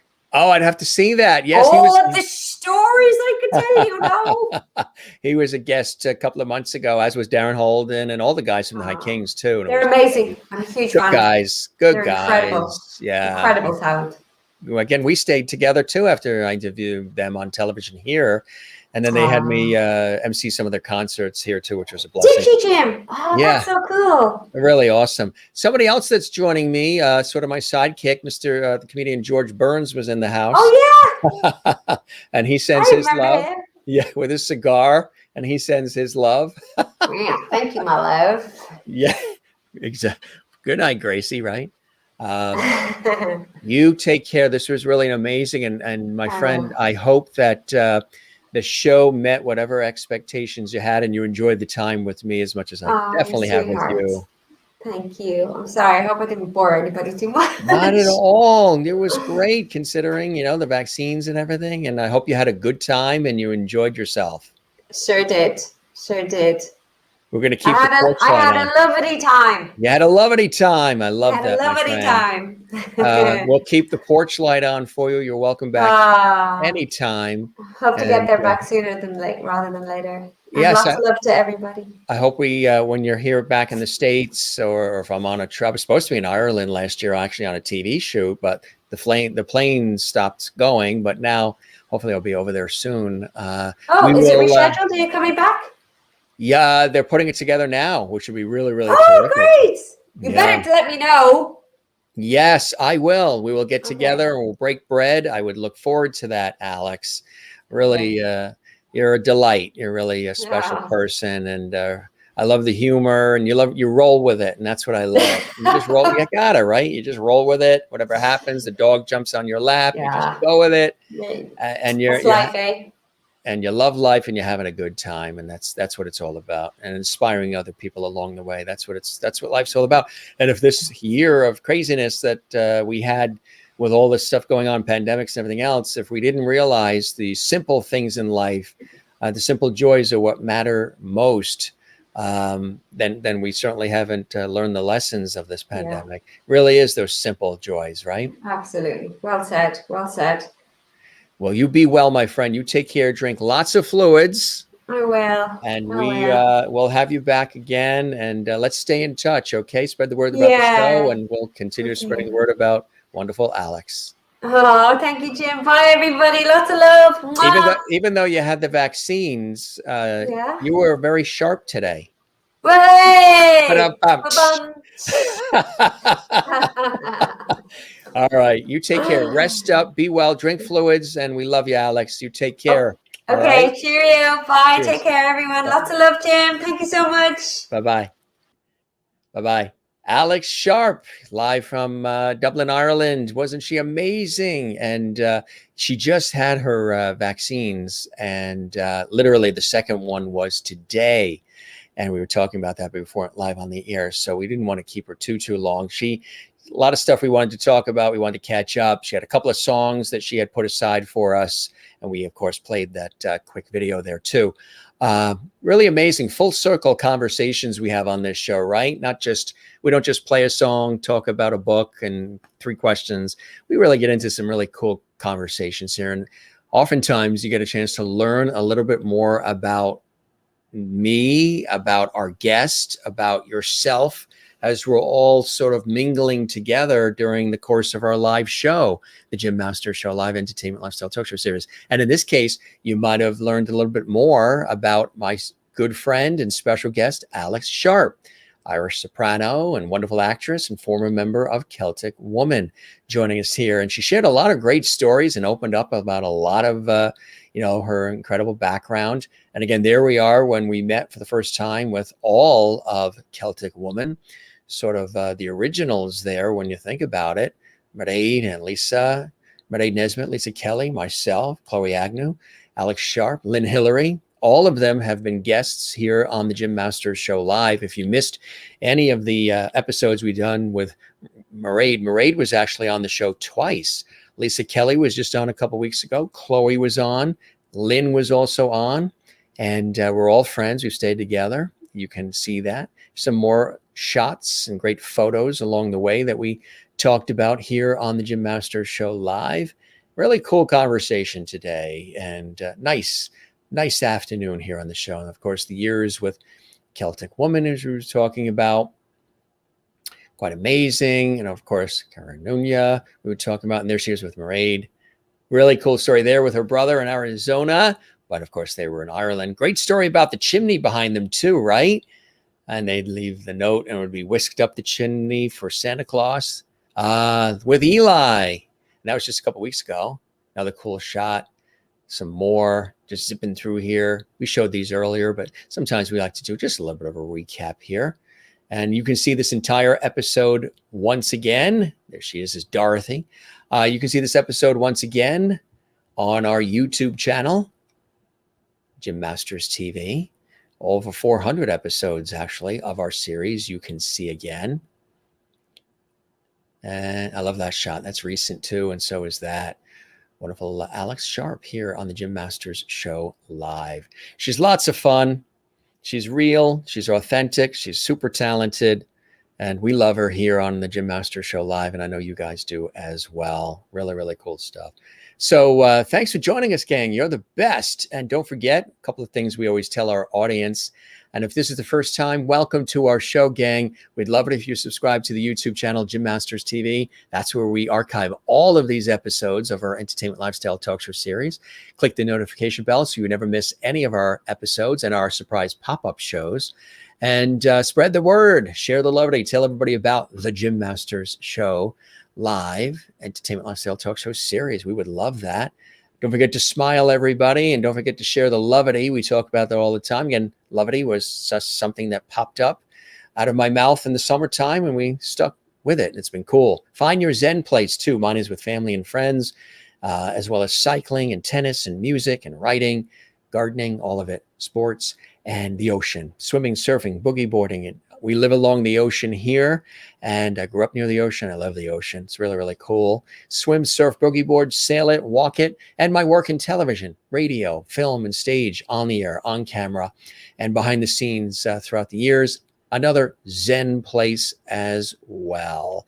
So cool stuff, really cool stuff. We have amazing guests coming up all next week, tomorrow, Tuesday, Wednesday, Thursday, all throughout the week. And we invite you to join us for that as well. And again, the Jim Masters Show Live is available for you here 7 days a week, generally 7 days a week. If not, then, catch us on the next one. Like yesterday, we were off because we were with friends, lunching with friends. It was really nice to see people we weren't able to see for quite a while because of the COVID situation. So we're able to see them now. Missed an episode, 24/7, 365. They're all available right here on our YouTube channel at Jim Masters TV for all of you. And you guys are the best. Let's take a look at a couple of more comments. We like to be very interactive. Don't forget, on these episodes, when they're live, we have something called Super Chat, and that helps the show as well, and supports the show and all this content and all these hours of shows, but also it allows us to highlight your comments live during the show with special colors and special emojis, something new that we're doing, that YouTube's been doing, and that we're participating in as well here on the Jim Masters Show Live Entertainment Lifestyle Talk Show series. We're going to be back tomorrow, Monday, kicking off another great week of amazing guests. We can't wait. Love Celtic woman Chris B says, thanks for being on the show, Alex. So marvelous to hear about this memories. God bless you and yours. Stay safe, Alex. Absolutely. And we'll be back. Our regularly scheduled hours for the Jim Masters Show Live are 7 p.m. Eastern, 4 p.m. Pacific.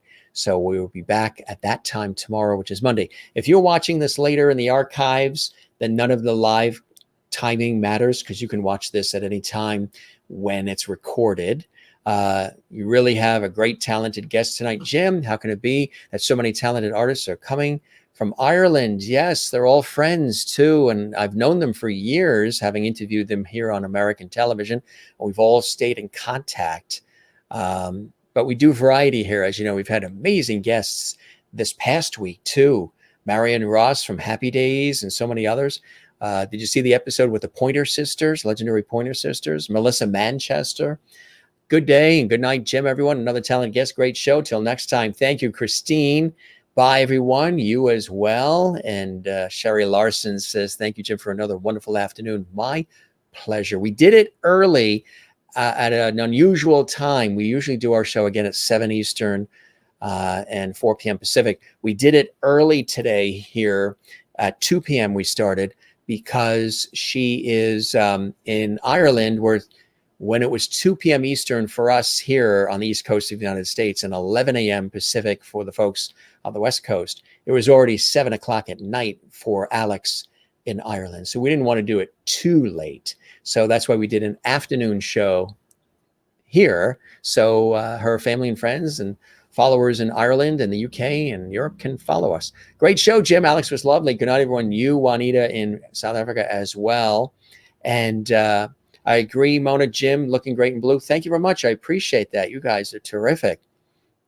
And Jurgen Primus, Jim, Alex swings a jackhammer like a pro. Better believe it. Oh, yes. Yes, sure does. We all do. And you got to in these industries. Good to see you, Jurgen. Hope you'll join us again. Smiles from Carol Reed. Thank you very much. Good to see you, Mona. Thank you for a great show, Jim. As always, that color looks great on you. Been missing your show, and everyone, we are here. And if you ever miss anything, we've been using those Cajun rubs that you sent from Louisiana. Oh, we've been using it on salads. We've been using it in the chicken. We used it on pork chops. The Cajun rub that you sent, those rubs, that gift you sent to us from Louisiana, Mona, we love it. We're still using it. It's delicious. So thank you, Mona. You're a true lovity. Maureen says, indeed, Jim, your conversations just flow so perfectly that we really get to know your guests. Thank you very much. And Steve, thank you for joining us as well. Hope you'll spread the word about our show and join us again. Bye from Steve Young and family. Good to see you as well, Steve. and JC Green Hearts, the Irish Hearts as well. And thanks for all the great comments too. And again, we'd invite you to also leave a comment on our YouTube channel underneath this episode. Give it a thumbs up if you liked this episode or any of our episodes of our series. Just click the thumbs up on our YouTube channel there under the actual episode or video.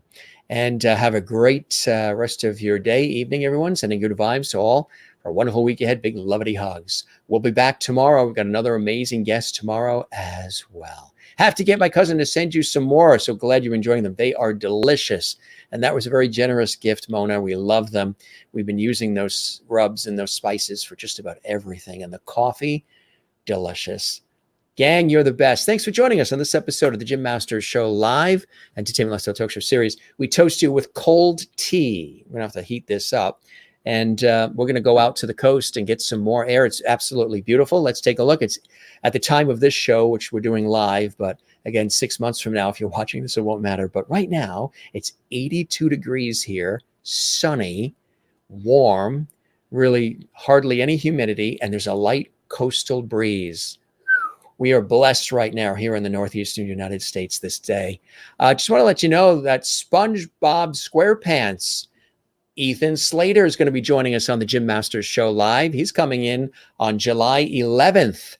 Start on the Broadway version of SpongeBob SquarePants. It's going to be amazing. That's just one of the many guests we have coming up on our show. One more time, we thank our very special guest and great friend, Alex Sharpe, for joining us here today live from Dublin, Ireland on the Jim Masters Show Live. We really had a great time with her, and she was a hoot, wasn't she? And we have those times with all of our guests. We like to have a good time and just let it roll. Gang, don't forget to relax. Don't forget to breathe. Don't forget to love one another. We say that all the time, and love yourself. Alex talked about that on the show today too. How amazing. And everybody's welcome here, regardless of your income, your political views, religious views, your height, weight. It doesn't matter your eye color. Doesn't matter what your zip code is. You guys are all welcome to join us here on the Jim Masters Show Live. All right. It's cold and stormy where you are in South Africa and 82 degrees and sunny here. We'll try to send you some sun, right? If we can. You guys are in winter and we're in summer now. Summer just officially started last week. And oh boy, we are very happy about it. We're getting a chance to see family and friends and all the things we haven't been able to do and see.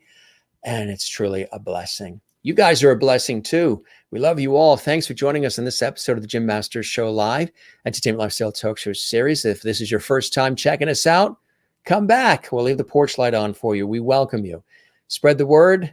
Tell everybody about our show, and we'll continue to deliver great content for you and great episodes as often as we can. All right, that's a wrap. Thanks for being with us, everybody. We love you all. You be well wherever you are watching around the world. Take care. Enjoy life. And we'll see you on the next episode of the Jim Masters Show Live. Cheers.